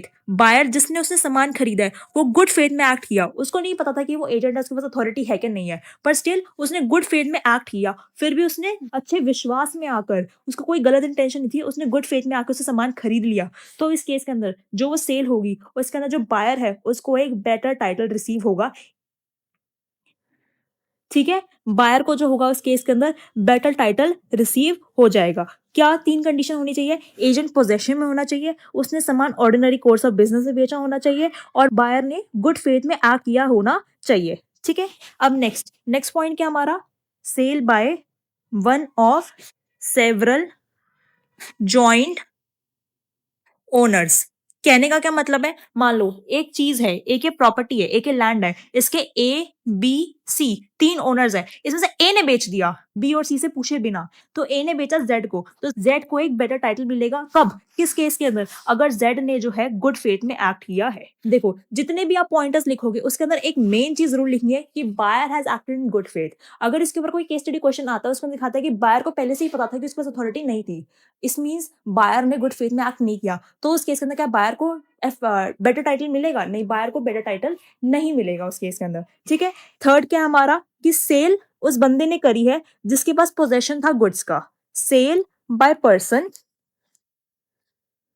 Cell by person, और यहाँ पे पर्सन कौन है? Buyer. Sale by buyer in possession of goods. अगर बायर के पास गुड्स का पोजेशन है तो स्टिल वो गुड्स को बेच सकता है, पर कंडीशन क्या है? कि with consent of seller. Seller की कंसेंट के बिना वो गुड्स को नहीं बेच सकता है। मान लो क्या कहने का मतलब क्या है? कि एक यहाँ पे सेलर है, उसने गुड्स दिए बायर को, बायर के पास उसका पोजेशन आ गया और बायर ने उसको आगे जाके बेच दिया। बायर ने अभी उसके पेमेंट नहीं करी है, बायर ने अभी उसके पैसे नहीं दिए, पर उसका पोजेशन आ गया, तो वो एक सब्सिक्वेंट बायर को उसको बेच सकता है, प्रोवाइडेड उसने सेलर के साथ उसकी कंसेंट ली है। सेलर जो ओरिजिनल सेलर है उससे उसकी कंसेंट लिया और सब्सिक्वेंट बायर जो है वो गुड फेथ में उसने एक्ट किया है। समझ में आ गया मेन चीज क्या कहना चाहते हैं? अब उसके बाद देखो लास्ट पॉइंट क्या है हमारा। और भी ऐसे पॉइंट्स है कोर्स के अंदर, बिल्कुल डिटेल में आपको एक एक पॉइंट अच्छे तरीके से समझा रखा है। मैंने आपको ओवरव्यू दे दिया एक तरीके का कि ऐसे ऐसे करके लिख सकते हैं। ठीक है, मैंने आपको एक प्रेजेंटेशन बता दिया, इसके कम से कम आप मानोगे 8 से 9 पॉइंट्स है। ठीक है, तो उन पॉइंट्स के लिए आप उसके कोर्स में रेफर कर लेना। मैंने आपको due to the shortage of time एक 3 पॉइंट्स बता दिए कि इसको कैसे कैसे लिखना है। मैंने आपको बता दिया कि ये सारे कीवर्ड्स है, कोर्स के अंदर आपको इसी को एक्सप्लेन करके सारे कीवर्ड्स डिपेंड करके अच्छे से एक्सप्लेन कर रखे हैं। ऑल्सो स्टूडेंट्स एक बहुत इंपॉर्टेंट क्वेश्चन है, मैंने अपनी इंपॉर्टेंट क्वेश्चन लिस्ट में भी उसको अपडेट कर रखा है, जो कि रिलेट करता है फाइंडर ऑफ लॉस्ट गुड्स से। ठीक है, फाइंडर का क्वेश्चन भी काफी इंपॉर्टेंट क्वेश्चन है और इस क्वेश्चन के ऊपर हमेशा क्या आती है? आपकी केस स्टडी आती है। केस स्टडी किस सेंस में आती है? आती है कि मान लो एक ज्वेलरी शॉप थी या कोई भी कॉरिडोर था, कोई रेलवे स्टेशन था, कहीं भी था, वहां पे ना एक सामान, कुछ भी हीरे की रिंग, कोई भी ज्वेलरी आइटम, कुछ भी रिंग वगैरह गिरी हुई मिली किसी बंदे को, तो वो जिस बंदे को मिली वो क्या बन जाएगा? फाइंडर। फाइंडर बन जाएगा तो उसकी क्या राइट्स होगी, उसकी क्या लायबिलिटीज होगी और उसकी क्या ऑब्लिगेशंस वगैरह होंगी, ठीक है? और वो कब गुड्स को रीसेल कर सकता है, ये एक इंपॉर्टेंट क्वेश्चन है। मैंने इसको डिटेल में कोर्स में करवा रखा है, तो आप वहां से इसको रेफर कर लेना, क्योंकि ये भी एक बहुत इंपॉर्टेंट क्वेश्चन है। एक चीज और मैं आपको बता देती हूँ, इन वीडियोस के थ्रू मैं आपको एक प्रेजेंटेशन तरीका बता रही हूँ। देखो, आगे जिससे भी तरीके से क्वेश्चन को प्रेजेंट करना है, ताकि एक फियर रहता है बच्चे के मन में कि मैं कैसे करूँ इसको। देखो, अब मैं आपके साथ करवा रही हूँ, क्वेश्चन को डिस्कस कर रही हूँ, उसके क्या इंपॉर्टेंट एक्सपेक्ट्स है उसको उसको बता रही हूँ, तो आपको भी काफी हद तक लगता होगा कि नहीं, ये बहुत ईजी है। जिस तरीके से हम बिजनेस लॉ को पहले देखते थे, रियलिटी में उससे बहुत ईजी है। We just need to read the concept. हमें एक बार कंसेप्ट पढ़ना है, प्रोविजन को समझना है, और उसके बाद क्वेश्चन कितनी भी बार ट्विस्ट एंड टर्न हो जाए, हमें उसमें दिक्कत नहीं होगी। तो अगर आपको इसकी डिटेल स्टडी करनी है, तो कुछ बहुत हार्ड एंड फास्ट, बहुत बड़ा कोई कोर्स नहीं है 40-50 घंटे का। इट जस्ट 20 to 21 आवर्स के अंदर, 20-21 घंटे के अंदर अपना पूरा बिजनेस लॉ का कोर्स कंप्लीट कर सकते हो, जिसके अंदर आप अपनी फुल पूरी की पूरी A to Z Shivdas complete कर सकते हो। शिवदास का मैंने एक एक क्वेश्चन कंप्लीट कराया आपको। ये तो इंपॉर्टेंट क्वेश्चंस है, ताकि आपके अंदर कोई भी, मान लो अनफोर्सिन सिचुएशन के हिसाब से कोई भी क्वेश्चन अगर अलग आ गया, तो वो आपसे इजीली टैकल हो जाए। मैंने एक एक क्वेश्चन कराया है, उसके अंदर आपको प्रेजेंटेशन की, इस क्वेश्चन के अंदर कैसे ये प्रेजेंट करना है, ये प्रेजेंट करना है, ये प्रेजेंट करना है। अगर आप उसको रेफर करोगे तो आपके लिए बहुत हेल्पफुल हो जाएगा। और इट नॉट जस्ट कि आपको बहुत टाइम लगेगा इसको कंप्लीट करने के लिए। हार्डली, अगर एक डेडिकेटेड बच्चा होगा, उसको 3 से 4 दिन के अंदर बहुत आराम से पूरे फुल फ्लेज कोर्स को कंप्लीट कर सकता है, ठीक है? इफ यू स्टिल कि आपको धीरे धीरे काम करना है, तो आप उसको धीरे धीरे भी 7 से 8 दिन के अंदर बहुत अच्छे तरीके से अच्छे लेवल की तैयारी कर सकते हो। इस बार हमें बिल्कुल बिजनेस लॉ के अंदर फोड़ कर आना है। क्यों? सबको समझते हैं नया सब्जेक्ट है, यूनिवर्सिटी के अंदर पहली बार ही इसका पेपर दे रहे हैं। अब पहले किस किस के पेपर दिए थे? अकाउंटेंसी के, BST के वगैरह के। लॉ जैसा पेपर नहीं दिया कभी भी, तो लॉ का पेपर कभी डिफिकल्ट था भी नहीं। हम बस इसको डिफिकल्ट सोच रहे हैं, पर जिस तरीके से हम चलेंगे ना पैटर्न वाइज, तो वो बहुत ईजी हो जाएगा। अब एक चीज और मैं बताती हूँ आपको। देखो, काफी सारे क्वेश्चंस होते हैं जिसके अंदर बिल्कुल same as it is content लिखा जाता है। आप रेफर करोगे ना मेरे कोर्स को, तो आपको पता चलेगा कि बहुत सारे क्वेश्चंस हैं। मान लो अगर एक चैप्टर है कंसीडरेशन का, ठीक है? कंसीडरेशन का चैप्टर है, उसके अंदर एक फिक्स फॉर्मेट है। मान लो 6 मार्क्स का क्वेश्चन है आपका, 6 मार्क्स के क्वेश्चन के हिसाब से आपको उसके अकॉर्डिंग कंटेंट भी लिखना है। तो कंटेंट के अंदर एक फिक्स फॉर्मेट है कि कंसीडरेशन की यहाँ से यहाँ तक इतनी डेफिनेशन याद करनी है। एज इट इज कोई भी क्वेश्चन आ गया कंसीडरेशन का, तो डेफिनेशन की डेफिनेशन कॉपी पेस्ट कर देनी है, ठीक है? उसके बाद डेफिनेशन करने के बाद, मान लो जिस भी चीज से रिलेट कर रहा है वो क्वेश्चन, मान लो अगर केस लॉ से रिलेट कर रहा है, किसी भी चीज से रिलेट कर रहा है, तो वहां पे क्या कर देना है, हमको उसको केस लॉ का रेफरेंस दे देना है, वहां पे उसके फैक्ट्स कोट कर देने हैं। मान लो अगर कोई भी आपका क्वेश्चन है ना, आपको केस लॉ याद है, मैंने बहुत सारे केस लॉ करवाए थे, जैसे दुर्गा प्रसाद वर्सेस बलदेव, ठीक है, मोहरी बीबी वर्सेस धर्मोदास घोष। तो क्या करना है, आपको पूरा केस लॉ नहीं लिखना, आपको ऐसे ना बहुत ज्यादा हाईलाइटेड वर्जन में ऐसे लिखना है, मोहरी सिमिलर केस या similar facts was seen in मोहरी बीबी वर्सेस धर्मोदास घोष, ऐसे करके लिख दो। कितना इम्पैक्टफुल लगेगा। आपने कंटेंट लिखा, बीच में आपने केस लॉ यहाँ पे मार्क कर दिया। केस लॉ एक दिन में याद तो नहीं होंगे, आप एक बार डिटेल इसकी कंसेप्ट कवरेज करोगे ना, आपको केस लॉ याद हो जाएंगे इसके, ठीक है? उससे आप बहुत अच्छी तरीके से प्रेजेंट कर सकते हो। अब देखो, मैं आपको क्या बता रही थी कि कंसिडरेशन की ये फिक्स्ड है, डेफिनेशन है, कोई भी क्वेश्चन आएगा क्या होगी इसकी डेफिनेशन, क्या हो जाएगी, फिक्स। ये क्या होगा, आपका फिक्स कंटेंट। फिक्स कंटेंट जब भी आप लिखते हो, आप उसको 3-4 बार रिवाइज करोगे, तो क्या हो जाएगा, आपको वो बाय हार्ट टिप्स पर लर्न हो जाएगा। टिप्स पर लर्न होते ही वो आप हार्डली 1 से 2 मिनट में उसको कवर कर लोगे। 1 से 2 मिनट में लिख लोगे, वहीं आपके 1 से 1.5 नंबर सिक्योर हो जाता है। 6 में से 1 से 1.5 नंबर आपका वहीं सिक्योर हो जाएगा जब आप उसकी डेफिनेशन लिख दोगे। समझ रहे हो? क्योंकि कोई भी कंसेप्ट है, हम उसको डायरेक्टली उसके क्वेश्चन पे नहीं आते, पहले उसको थोड़ा सा बैकग्राउंड एक्सप्लेन करना होता है हमें, ठीक है? बहुत ज्यादा नहीं, 1 लाइन शॉर्ट में, बिकॉज इसके इंट्रोडक्शन के भी मार्क्स होते हैं, ठीक है? 1 से 1.5 नंबर आपने वहीं सिक्योर कर लिया। बिकॉज देखो बच्चों, हमें बहुत इफेक्टिवली मैनेज करना है। हमारे पास 3 घंटे का टाइम है, 3 आवर्स का टाइम है, अप्रोक्सीमेटली लगा लो 180 मिनट है हमारे पास, ठीक है? 180 मिनट के अंदर हमें 90 मार्क्स का पेपर जो है हमें अटेम्प्ट करना है 180 मिनट के अंदर। तो ऑन एन एवरेज आपके पास 1 मार्क सिक्योर करने के लिए 2 मिनट है। देख रहे हो? 1 मार्क सिक्योर करने के लिए 2 मिनट है। अब उसके अंदर आप एक चीज़ देखो, हमें लास्ट के बफर 10 से 15 मिनट तो रखने भी है रिवीजन के लिए, ताकि हम देखें कि हमारा कुछ छूट ना गया हो। हमारे अंदर कोई जो अल्टरेशंस करनी है, एडिशंस करनी है, वो इफेक्टिवली हमने उसके अंदर कर दे, ठीक है? तो आपको ऐसे अपनी स्पीड मेंटेन करनी है कि आप 1 मार्क 2 मिनट के अंदर आराम से सिक्योर कर लो, ठीक है? हमें क्वेश्चंस को बहुत ज़्यादा लेंथी भी नहीं बनाना। देखो, जब तक मैंने आपको जितनी वीडियो समझाई है, मैंने आपको कभी भी नहीं कहा कि आप ये सारी चीज़ें लिख दो। मैंने आपको कहा टू द पॉइंट, कांसेप्ट के ऊपर चलो, पॉइंट लिखो, पैराग्राफ पैराग्राफ के अंदर समझ में भी नहीं आएगा। ऐसा पॉइंट रखो कि एक लाइन में खत्म, ऐसा पॉइंट एक लाइन में खत्म, और ऐसे ऐसे अपने पॉइंटर्स के अंदर अपने 8 से 10 पॉइंट लिख दो। 8 से 10 पॉइंट आप हार्डली 5 मिनट के अंदर लिख सकते हो और आपके वहीं 7 से 8 नंबर सिक्योर हो जाएंगे। समझ रहे हो? तो मैं आपको बिल्कुल कैसे फास्ट तरीके से करना है वैसे सिखा रखा है। अगर आप डिटेल इसकी रिवीजन करोगे तो एक चीज समझो, मैंने एक चीज को 2 से 3 बार रिपीट कर रखा है। एक चीज 2 से 3 बार रिपीट करने के बाद माइंड में छप जाती है, तो छपने के बाद उसको बहुत अच्छी तरीके से आप लिख पाओगे। ठीक है? एक और इंपॉर्टेंट क्वेश्चन देखते हैं हम एलएलपी का ही। एलएलपी का एक क्वेश्चन जो है आप खुद देख सकते हो, प्रीवियस ईयर 2016, 17, 20, 21 रिपीटेटिव आ रहा है, तो इसके भी काफी ज्यादा हाई चांसेस है आपके पेपर के अंदर फिर से रिपीट होने के। ठीक है? क्वेश्चन क्या कहते हैं? Discuss the ground under which N LLP can be wound up by the court. ऐसे कुछ ग्राउंड्स बताओ, ऐसे कुछ सर्कमस्टांसेस बताओ, ऐसी सिचुएशंस बताओ जिसके अंदर एलएलपी जो है कोर्ट के द्वारा वाइंड अप हो सकता है।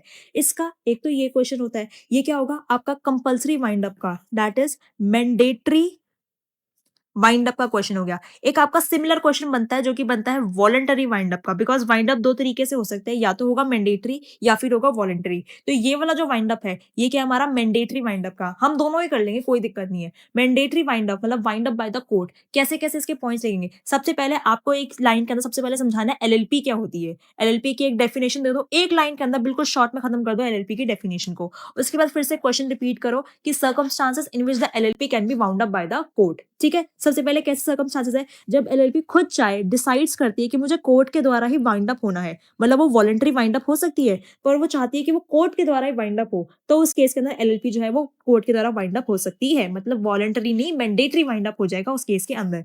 या फिर सेकंड चीज, जब नंबर ऑफ पार्टनर एलएलपी के जो है वो 2 से कम हो जाते हैं। देखो आपको खुद को ही पता है कि नंबर ऑफ पार्टनरशिप एलएलपी के अंदर पार्टनर्स कितने होने चाहिए? 2 होने चाहिए। मैक्सिमम कितने हो सकते हैं? मैक्सिमम चाहे जितने भी हो पर मिनिमम 2 होने चाहिए। पर अगर नंबर ऑफ पार्टनर 2 से कम हो जाते हैं और एलएलपी अपने ऑपरेशंस को स्टिल कंटिन्यू रखती है 6 महीने से ज्यादा तक, 6 महीने के ज्यादा तक अपने ऑपरेशन को कंटिन्यू करते हैं, तो एलएलपी को क्या वॉलंटरी नहीं मैंडेटरी वाइंड अप होना ही पड़ेगा उस केस के अंदर। ठीक है?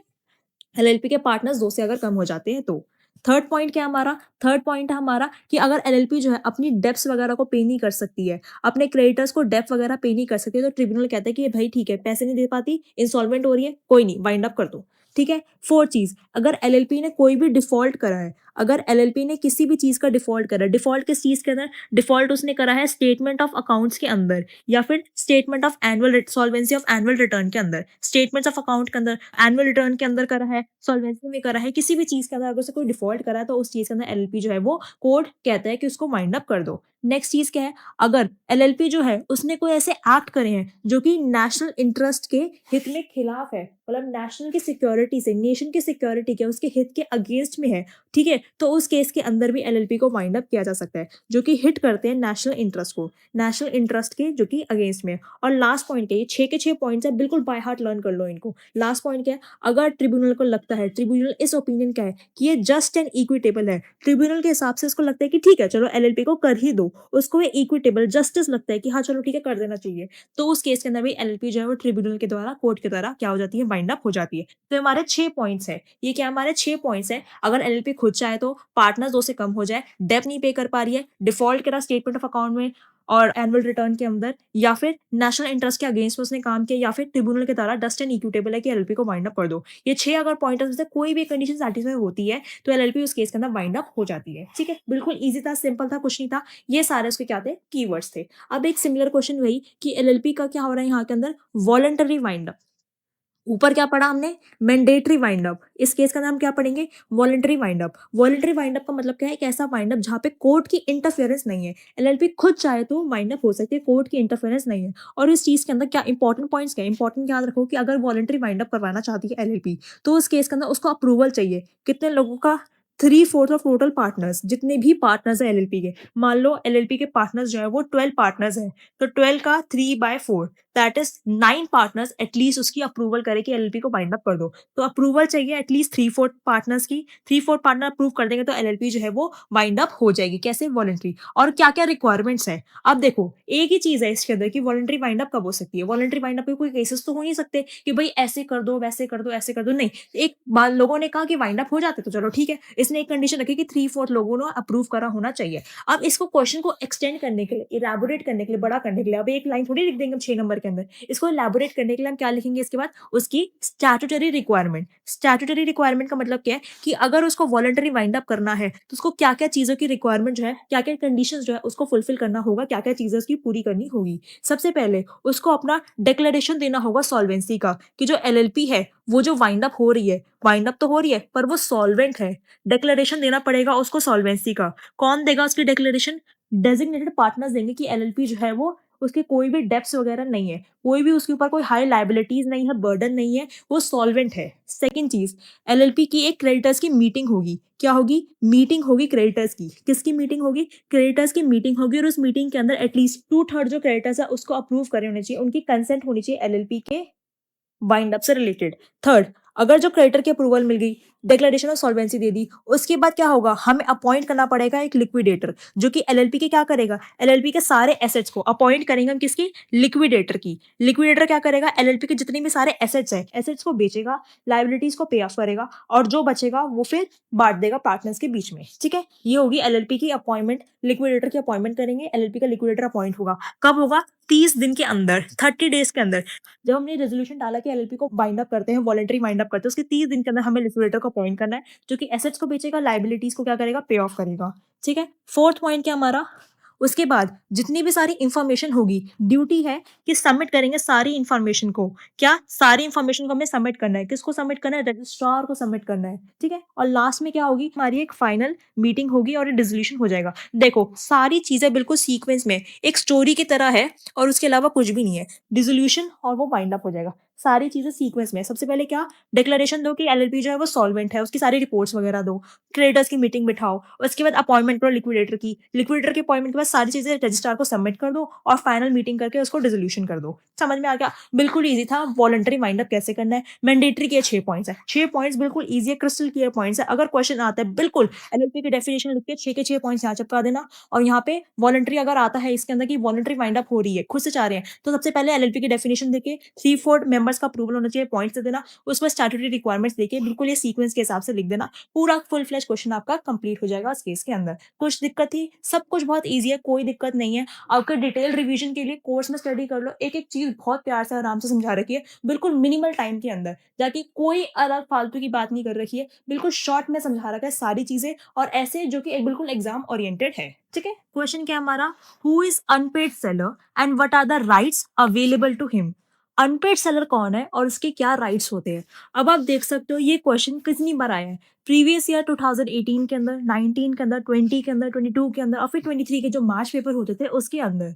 तो आप खुद देखो इस क्वेश्चन कितनी बार ये रिपीट हो रहा है, कितनी बार ये आ सकता है, राइट? और इसी का एक सिमिलर काइंड ऑफ क्वेश्चन जो और में पूछा जा सकता है वो क्या है? Briefly explain the right of lean and right of stoppage in transit. ये दोनों राइट्स क्या है? ये दोनों राइट्स अनपेड सेलर के राइट्स है। अब देखो ये क्वेश्चन कितनी बार पूछा गया है? 2016 में आया, 17 में आया, 19 में आया, 20 में आया, 23 में आया। सो आप खुद देख सकते हो क्वेश्चन कितनी बार रिपीट करके पूछा जा रहा है। सो अल्टीमेटली आज की क्लास के अंदर हम क्या करेंगे? सबसे पहले कुछ बहुत इंपॉर्टेंट क्वेश्चन हम टेकअप करेंगे, जो कि एग्जामिनेशन के अंदर आपको श्योर श्योर पेपर खोलते ही आपको वो क्वेश्चन दिख जाएगा।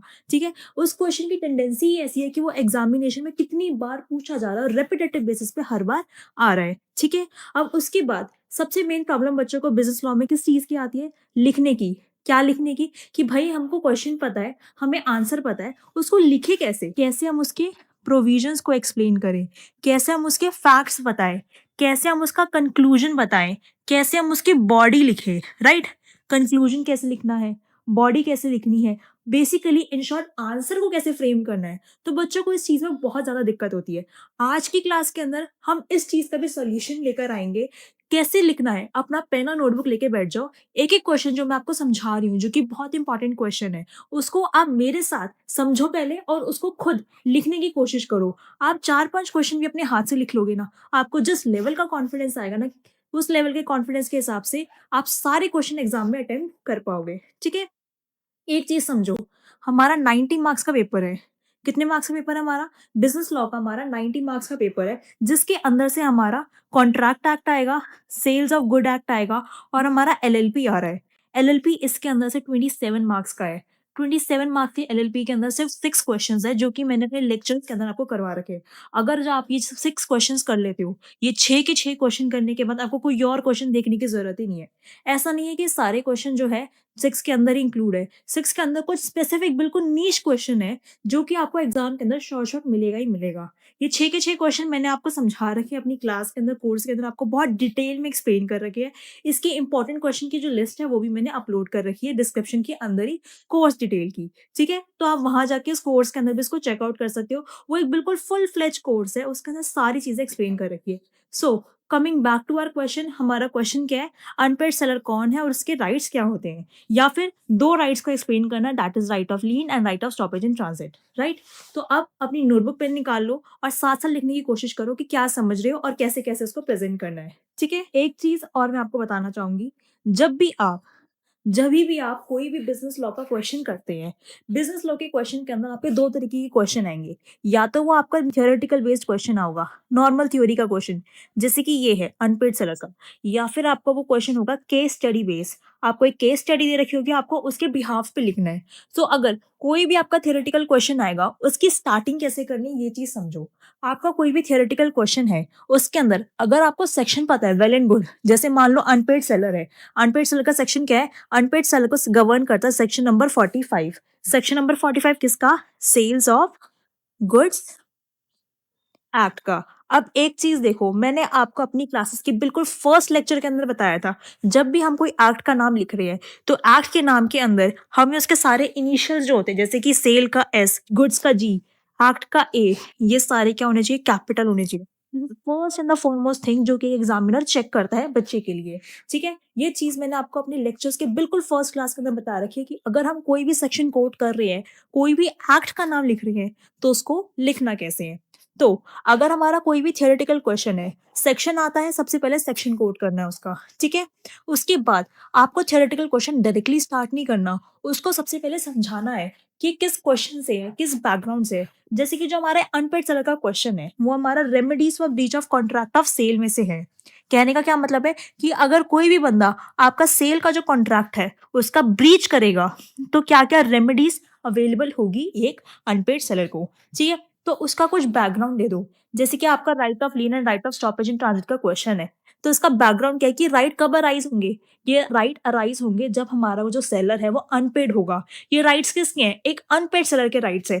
तो उसके बाद हम अनपेड सेलर की क्या देंगे? डेफिनेशन देंगे। अगर क्वेश्चन ने स्पेसिफिकली डिमांड करी है, तब तो उसको ब्रीफली एक्सप्लेन करना है अच्छे से। अगर नहीं पूछा, तब 1-2 लाइन में उसकी डेफिनेशन देंगे। क्या हो गया? हमारा जो कंटेंट लिखेंगे हम, जो हमारा आंसर होगा, उसका एक स्ट्रक्चर प्रिपेयर हो रहा है। और उसके बाद दोनों राइट्स, राइट ऑफ लीन और right of stoppage in transit, दोनों राइट्स को हम अच्छे से एक्सप्लेन कर देंगे। लास्ट में एक चीज़, हमें कंक्लूजन भी देना है। Not necessary in theoretical questions. Theoretical questions में कंक्लूजन नेसेसरी नहीं है। पर अगर आप अपना कंक्लूजन देते हो तो बहुत ज़्यादा इम्पैक्टफुल रहता है। कंक्लूजन के अंदर मान लो थियोरेटिकल क्वेश्चन है, थियोरेटिकल क्वेश्चन में आपसे कुछ पूछा ही नहीं गया, नॉर्मल एक बेसिक चीज़ पूछे कि अनपेड सेलर क्या है, उसके राइट्स क्या है, तो उसका कंक्लूजन क्या बनेगा? उसके कंक्लूजन के अंदर आप लिख सकते हो कि अनपेड सेलर के लिए यूजफुल है ये सारे राइट्स, ताकि अनपेड सेलर के साथ अगर कोई भी कॉन्ट्रैक्ट का ब्रीच होता है तो वो उसकी रिकवरी कर पाए, उसके बेनिफिट में ये सारे राइट्स बनाए जाते हैं, ठीक है? वही सिमिलर काइंड ऑफ क्वेश्चन। अब हम आते हैं केस स्टडी के ऊपर। केस स्टडी अगर आपकी आ रही है तो उसका आंसर प्रेजेंटेशन कैसे करनी है? ये मैंने प्रेजेंटेशन कैसे करनी है आपको जब मैंने क्वेश्चंस कराए थे, उन क्वेश्चंस के साथ-साथ नहीं बता रखे हैं। कोर्स के अंदर मैंने सारी शिवदास कवर कराई है। शिवदास के साथ-साथ ही बता दिया कि इसके अंदर सबसे पहले ये लिखना है, उसके बाद आपका सबसे पहले स्टार्टिंग में प्रोविज़न आएगा, फिर आपका फैक्ट्स आएँगे, फिर आपके एनालिसिस आएँगे और उसके बाद आपका कंक्लूजन पार्ट आएगा। Same goes here as well. कैसे? अगर आपका कोई भी केस स्टडी बेस्ड क्वेश्चन है, तो अगर आपको सेक्शन आता है तो वेल एंड गुड। सेक्शन आता है बहुत अच्छी बात है, नहीं आता कोई बात नहीं, कोई दिक्कत नहीं है। कैसे लिखोगे? स्टार्टिंग देखो इसकी, हमें स्टार्टिंग कैसे करनी है?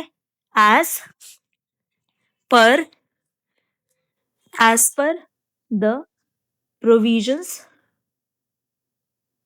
ऑफ, प्रोविजंस ऑफ किसके? मान लो अगर कॉन्ट्रैक्ट एक्ट का क्वेश्चन है, तो as per the provisions of the Indian contract act 1872, ठीक है? मान लो अगर एलएलपी का क्वेश्चन है, then as per the provisions of the LLP act, या फिर सेल्स ऑफ गुड एक्ट का क्वेश्चन है, so the as per the provisions of the sales of goods act. ठीक है, ऐसे हम लिख लेंगे। सबसे पहली लाइन स्टार्टिंग हमारी ऐसे होगी केस स्टडी से। ठीक है, अगर सेक्शन याद है तो इसका अंदर सेक्शन भी इंक्लूड कर सकते हैं, that is as per the provisions of section 2 of Indian contract act, section 4, section 5, section 10, जो भी सेक्शन है आपका। ठीक है, उसके बाद सेकंड चीज, ये आपने लाइन लिख ली यहाँ पे। उसके बाद मान लो जिस भी चीज का क्वेश्चन है, मान लो कंसिडरेशन का क्वेश्चन है, मान लो कम्युनिकेशन ऑफ ऑफर का क्वेश्चन है, किसी भी चीज का क्वेश्चन है, तो वो यहाँ से कॉमा डाल के आप अपनी लाइन जो आपकी बात है उसका प्रोविजन एक्सप्लेन करोगे। ठीक है, प्रोविजन आपने यहाँ पे पूरे में एक्सप्लेन कर दिया। उसके बाद जो क्वेश्चन के अंदर दे रखा है, जो भी चीज़ आपके क्वेश्चन के अंदर दे रखी है, केस स्टडी बेस्ड क्वेश्चन है, तो ऑफ कोर्स क्वेश्चन के अंदर कुछ फैक्ट्स दे रखे हैं, तो आप यहाँ पे फैक्ट्स लिखोगे कि क्वेश्चन के अंदर भाई क्या बता रखा है। ठीक है, क्वेश्चन के अंदर क्या बता रखा है आपने फैक्ट्स लिख देने, basically as it is question copy paste कर देना है, थोड़ा अपनी मॉडिफिकेशन के अंदर। उसके बाद आप तीसरी चीज लिखोगे उसके अंदर एनालिसिस, कि फैक्ट्स को पढ़ने के बाद और इन प्रोविजन को पढ़ने के बाद, मतलब 1+2 के कॉम्बिनेशन के बाद आप अपने क्या उसके ऊपर रिव्यूज देना चाहते हो। और लास्ट के अंदर जो आपने एनालिसिस की फोर्थ लाइन लिखी कि ये चीज सही है या गलत है, उसका क्या दे दोगे आप, एक कंक्लूजन दे दोगे। क्या दे दोगे आप, एक कंक्लूजन दे दोगे। दैट इज जो भी चीजें आप उसको कंक्लूड कर दोगे। तो 4 पार्ट्स के अंदर आपका क्या होगा, ये केस स्टडी बेस्ड क्वेश्चन जो होगा वो कंप्लीट होगा। एक बिल्कुल सेपरेट वीडियो जिसके अंदर जो भी इंपॉर्टेंट केस लॉ के क्वेश्चन है, जितने भी केस स्टडी बेस्ड क्वेश्चन है जो कि बहुत इंपॉर्टेंट एग्जामिनेशन पर्सपेक्टिव से, उसकी एक पीडीएफ फाइल भी मैंने अपने कोर्स के अंदर अपलोड कर रखी है। ठीक है, सो लेट्स स्टार्ट। इसको मैं इरेज कर देती हूँ। आई होप आपने इसको लिख लिया होगा, समझ आ गया होगा कि आपको प्रेजेंट कैसे करना है। एक चीज और आपको बिल्कुल ध्यान में रखनी है। क्या चीज है आपकी, देखो आपका 90 मार्क्स का पेपर है और आपको 18 मार्क्स से क्या 5 क्वेश्चन अटेम्प्ट करने हैं, तो आपको अपनी स्पीड कुछ इस हिसाब से रखनी है कि आप सारे क्वेश्चंस को अटेम्प्ट कर पाओ। बिकॉज देखो, लॉ के अंदर सिर्फ दिक्कत इस चीज की आती है, किस चीज की दिक्कत आती है कि बच्चा पूरा पेपर अटेम्प्ट ही नहीं कर पाता है, उसको बहुत ज्यादा डिफिकल्टी होती है। वो किस चीज की वजह से, बिकॉज बच्चा उस चीजों को, जो क्वेश्चंस वगैरह उनकी प्रैक्टिस नहीं करता। The more you practice, the more questions you can attempt so easily. जितनी ज्यादा क्वेश्चन अटेम्प्ट कर पाओगे उतने ज्यादा स्कोरिंग होगा। ऐसा नहीं कि बहुत ज्यादा लिखना है, देखो ये एक मिथ है। क्या मिथ है कि हमें बहुत ज्यादा लिखना है तब हमें पूरे नंबर मिलेंगे, ऐसा कुछ नहीं है। अगर बिल्कुल रेलेवेंट टू द पॉइंट होके चलोगे तो कम भी लिखोगे, सारी चीजें कवर करोगे, पूरे मार्क्स मिलेंगे। सारी चीजें डिटेल में आपको याद रखनी चाहिए। जितनी ज्यादा आपको डिटेल याद है उतना हिसाब से आप अपना क्वेश्चन का आंसर बड़ा कर सकते हो, छोटा कर सकते हो। मान लो क्वेश्चन आपका छोटा सा क्वेश्चन है, 9 मार्क्स में आ गया। ठीक है, तो आप उसको, आपको याद है इसके 4 पॉइंट्स है, पर अगर आपने उसको डिटेल में पढ़ रखा है, आपको पता है कि आंसर प्रेजेंट कैसे करना है, तो आप उसको कितना भी ज्यादा एक्सटेंड कर सकते हो। मैंने जिस मेथड से आपको बताया है उस मेथड से अगर आप प्रेजेंटेशन देकर आओगे तो एग्जामिनेशन के अंदर आपका सबसे पहली बात तो आंसर जो है बिल्कुल स्ट्रक्चर फॉर्मेट में जाएगा, बिल्कुल एक प्रेजेंटेबल फॉर्मेट में जाएगा। और एग्जामिनर बिल्कुल सीधा, देखो प्रोविजन लिखा या एनालिसिस लिखा, कंक्लूजन लिखा, एग्जामिनर देखते ही खुश हो जाएगा और आपको पूरे मार्क्स देगा उसके अंदर। ठीक है, अब देखो, आई होप आपने पेन पेंसिल निकाल ली है, जो मैंने आपको समझाया आपने उसको लिख लिया। अब क्वेश्चन से स्टार्ट करते हैं। क्या क्वेश्चन है सबसे पहले, who is unpaid seller and what are the rights available to him. याद करो क्या बताया था मैंने, अनपेड सेलर कौन है और क्या क्या उसके राइट्स अवेलेबल है। मैंने बहुत डिटेल में आपको ये पूरा चैप्टर कराया था। और ये ऐसा क्वेश्चन है कि आप बिल्कुल ही नहीं रिस्क ले सकते कि इसको छोड़ के चले जाओ। देखो खुद देखो इसकी टेंडेंसी, देखो कितनी बार आ रहा है। अगर इस क्वेश्चन के अंदर आ जाए वेरी गुड, नहीं तो किसी ना किसी रूप के अंदर आता ही है। अब एक चीज बताओ, क्वेश्चन है या तो आपका डायरेक्ट आ सकता है या फिर आपका केस स्टडी बेस में आ जाएगा। केस स्टडी में आ जाएगा, डायरेक्ट आ जाएगा। फॉर्मेट हमको दोनों के पता ही है। आंसर अगर हम ठीक से एक बार इसका याद कर लेते हैं तो क्या कभी पेपर के अंदर हमें दिक्कत आएगी उस क्वेश्चन को अटेम्प्ट करने में, चाहे वो डायरेक्ट पूछ ले या थोड़ा घुमा के पूछ ले, क्या कभी दिक्कत आएगी। पता तो हमें एटलीस्ट है ही कि हमें लिखना क्या है। केस स्टडी के अंदर उसके फैक्ट से रिलेट करके लिख देंगे। समझ में आ गया, ठीक है। तब स्टार्ट करते हैं। आप बताओ, अनपेड सेलर कौन होता है। सेलर का मतलब कौन होता है, सेलर का मतलब ऐसा होता है जो सेल करता है goods. A person who sells the good और agrees to sell the good, मैंने आपको बताया था। या तो वो सेल कर रहा है या फिर एग्री कर रहा है कि मैं बेचूंगा। सेल कर रहा है कॉन्ट्रैक्ट ऑफ सेल, एग्री कर रहा है एग्रीमेंट टू सेल, फ्यूचर में बेचूंगा। ठीक है, वो सेलर बन जाएगा। अनपेड सेलर का मतलब कौन होता है, अनपेड सेलर का मतलब होता है एक ऐसा पर्सन जिसको एक प्रोडक्ट के लिए पूरा प्राइस नहीं मिला है। मान लो मैंने एक चॉकलेट खरीदी थी 10 रुपए की, मैंने 10 रुपए की चॉकलेट के लिए शॉपकीपर को 9 रुपए दिए। तो क्या शॉपकीपर अनपेड सेलर है? येस, वो अभी भी 1 रुपए के लिए अनपेड सेलर है। बिकॉज़ वो सेलर तब तक अनपेड है जब तक होल ऑफ द प्राइस उसको ना मिले। पूरे 10 के 10 रुपए उसको ना मिले तब तक वो क्या है? अनपेड सेलर है। तो अनपेड सेलर की सबसे पहले डेफिनिशन लिखो। कैसे स्टार्ट करोगे? स्टार्ट करोगे आप ऐसे। सेक्शन याद है? अभी मैंने आपको बताया सेक्शन 45 कैसे लिखोगे? एज़ पर द साथ-साथ लिखो प्रोविजंस सबसे पहले हमें क्या लिखना है प्रोविजन वाली line as per the provisions of the sales of goods act 1930। मान लो इस केस के अंदर मैंने अज्यूम किया कि बच्चों को सेक्शन नहीं पता, मुझे सेक्शन नहीं पता, मैंने डायरेक्ट लाइन स्टार्ट कर दी कि as per the provisions of sales of goods act 1930 and unpaid seller. अब समझाओ अनपेड सेलर कौन है? An unpaid seller is a seller. Unpaid seller कौन सा सेलर है? Is a seller to whom unpaid seller एक ऐसा सेलर है जिसको क्या whole of the price has not been paid. Whole of the price जिसको पूरा का पूरा प्राइस ना मिला हो। Whole of the price have not been paid. ठीक है, अनपेड सेलर एक ऐसा सेलर है जिसको पूरा का पूरा प्राइस नहीं मिला है या फिर अ बिल ऑफ एक्सचेंज या तो एक BOE bill of exchange a bill of exchange और अदर मैं शॉर्ट फॉर्म में लिख रही हूँ आपको पूरा लिखना है negotiable instrument bill of exchange या फिर कोई नेगोशिएबल इंस्ट्रूमेंट उसको रिसीव हुआ है has been received as conditional payment. Bill of exchange या अदर नेगोशिएबल इंस्ट्रूमेंट उसको रिसीव हुआ है कंडीशनल पेमेंट पे and the condition on which it was received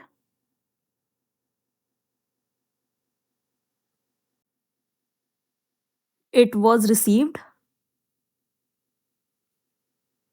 has not been fulfilled has not been fulfilled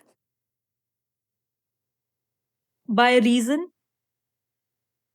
of dishonour of instrument और otherwise. कहने का क्या मतलब है मैंने आपको बहुत अच्छे से एक्सप्लेन किया था। बिल ऑफ एक्सचेंज के अंदर या तो बिल ऑफ एक्सचेंज या कोई भी negotiable instrument that is cheque हो गया आपका हुंडी हो गया कोई भी ऐसा नेगोशिएबल इंस्ट्रूमेंट आपको मिला है किसको सेलर को मिला है पर उसके टुवर्ड्स सेलर को पेमेंट नहीं मिली बिकॉज वो नेगोशिएबल इंस्ट्रूमेंट जो है वो डिसऑनर हो गया या अदरवाइज अदरवाइज का मतलब क्या है कि उसको पेमेंट नहीं मिल पाई बिकॉज मान लो उसको चेक डिपॉजिट कराना था पर जिस दिन चेक डिपॉजिट कराना था उसे क्या होगा लॉकडाउन लग गया कोविड की वजह से तो क्या हो गया फ्लड आ गई बाढ़ आ गई अर्थक्वेक आ गया तो वो चेक बैंक में जमा नहीं करा पाया। तो क्या है कि जो बिल ऑफ एक्सचेंज है कोई भी नेगोशिएबल इंस्ट्रूमेंट है वो फुलफिल नहीं हो पाया या तो डिसऑनर हो गया या अदरवाइज। तो ये दो कंडीशंस है अगर ये दोनों कंडीशन में से कोई भी एक फुलफिल होती है तो हमारा जो सेलर होता है वो एक अनपेड सेलर कहलाया जाता है। ठीक है, हमने एक्सप्लेन कर दिया छोटे में हमने एक्सप्लेन कर दिया कि अनपेड सेलर क्या होता है। अब देखो समझो उसके बाद हमें बताना है कि what are the rights available to him. तो अनपेड सेलर के लिए क्या क्या राइट्स अवेलेबल है तो इसके लिए हम नेक्स्ट लाइन से क्या लिखेंगे following are the rights available to unpaid seller। Unpaid seller को कौन कौन से राइट्स अवेलेबल है।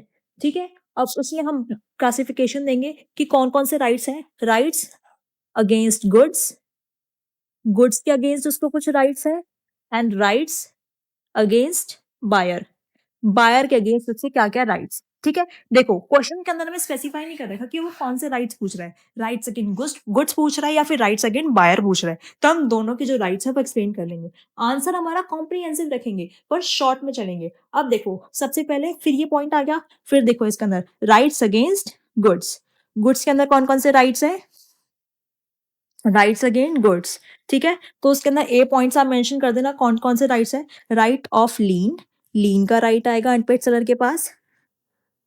ठीक है, right of lien second right आएगा right of stoppage in transit. ठीक है, right of stoppage in transit और थर्ड राइट आएगा उसके पास राइट ऑफ रीसेल या राइट टू रीसेल। ठीक है, ये 3 राइट होंगे अनपेड सेलर के अगेंस्ट द गुड्स, ठीक है? अब नेक्स्ट लिख दो unpaid seller right against the buyer.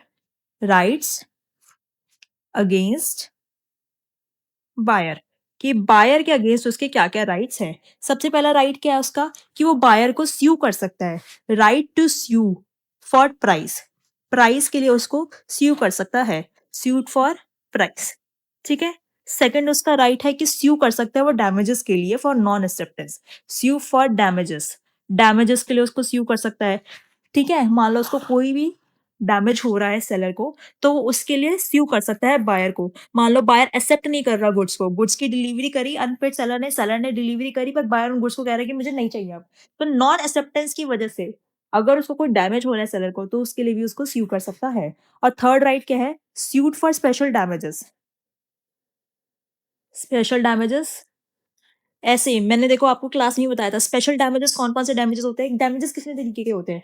Damages होते हैं हमारे nominal damages, vindictive, special damages हमारे, समझ रहे हो? ये सारे अलग-अलग तरीके के क्या थे हमारे डैमेजेस थे। इनके मैंने कंडीशंस बताई थी आपको कि कब कौन-सा डैमेज जो होगा वो लगता है। और लास्ट कौन-सा होगा? हम स्यू कर सकते हैं इंटरेस्ट के लिए। मान लो उसको प्राइस देना था, हमें पैसे देने थे, उसने दिए 4 महीने के बाद, तो 4 महीने पर जब वो प्राइस देगा, उसके साथ उसका इंटरेस्ट, ब्याज भी देगा, तो इंटरेस्ट के लिए भी हम उसको स्यू कर सकते हैं। तो अब हमने समझ लिया कि अनपेड सेलर के राइट्स अगेंस्ट द गुड है और राइट्स अगेंस्ट द बायर है। समझ में आ गई दोनों-दोनों चीज़ें? अब इसी को ही हमें इलैबोरेट कर देना है। देखो, हमने क्या लिखा? हमने एक बेसिक अपनी डेफिनिशन लिखी और उसी के अंदर हमारे around 1 and a half page इसके अंदर फिल हो गए, राइट? अब उसको ये देखो राइट अगेंस्ट द बायर आपसे कभी पूछे तो क्या लिखना है? Suite for price. प्राइस के लिए स्यू कर सकते हैं। मान लो प्राइस वो पे नहीं कर रहा, मैंने गुड्स डिलीवर कर दिए बायर को, बायर जो है गुड्स की डिलीवरी लेने के बाद भी उसका प्राइस पे नहीं कर पा रहा है, ठीक है? या तो डिलीवर कर दी या फिर उसकी प्रॉपर्टी पास कर दी। मैंने आपको बहुत अच्छे से बताया था कि पोजेशन,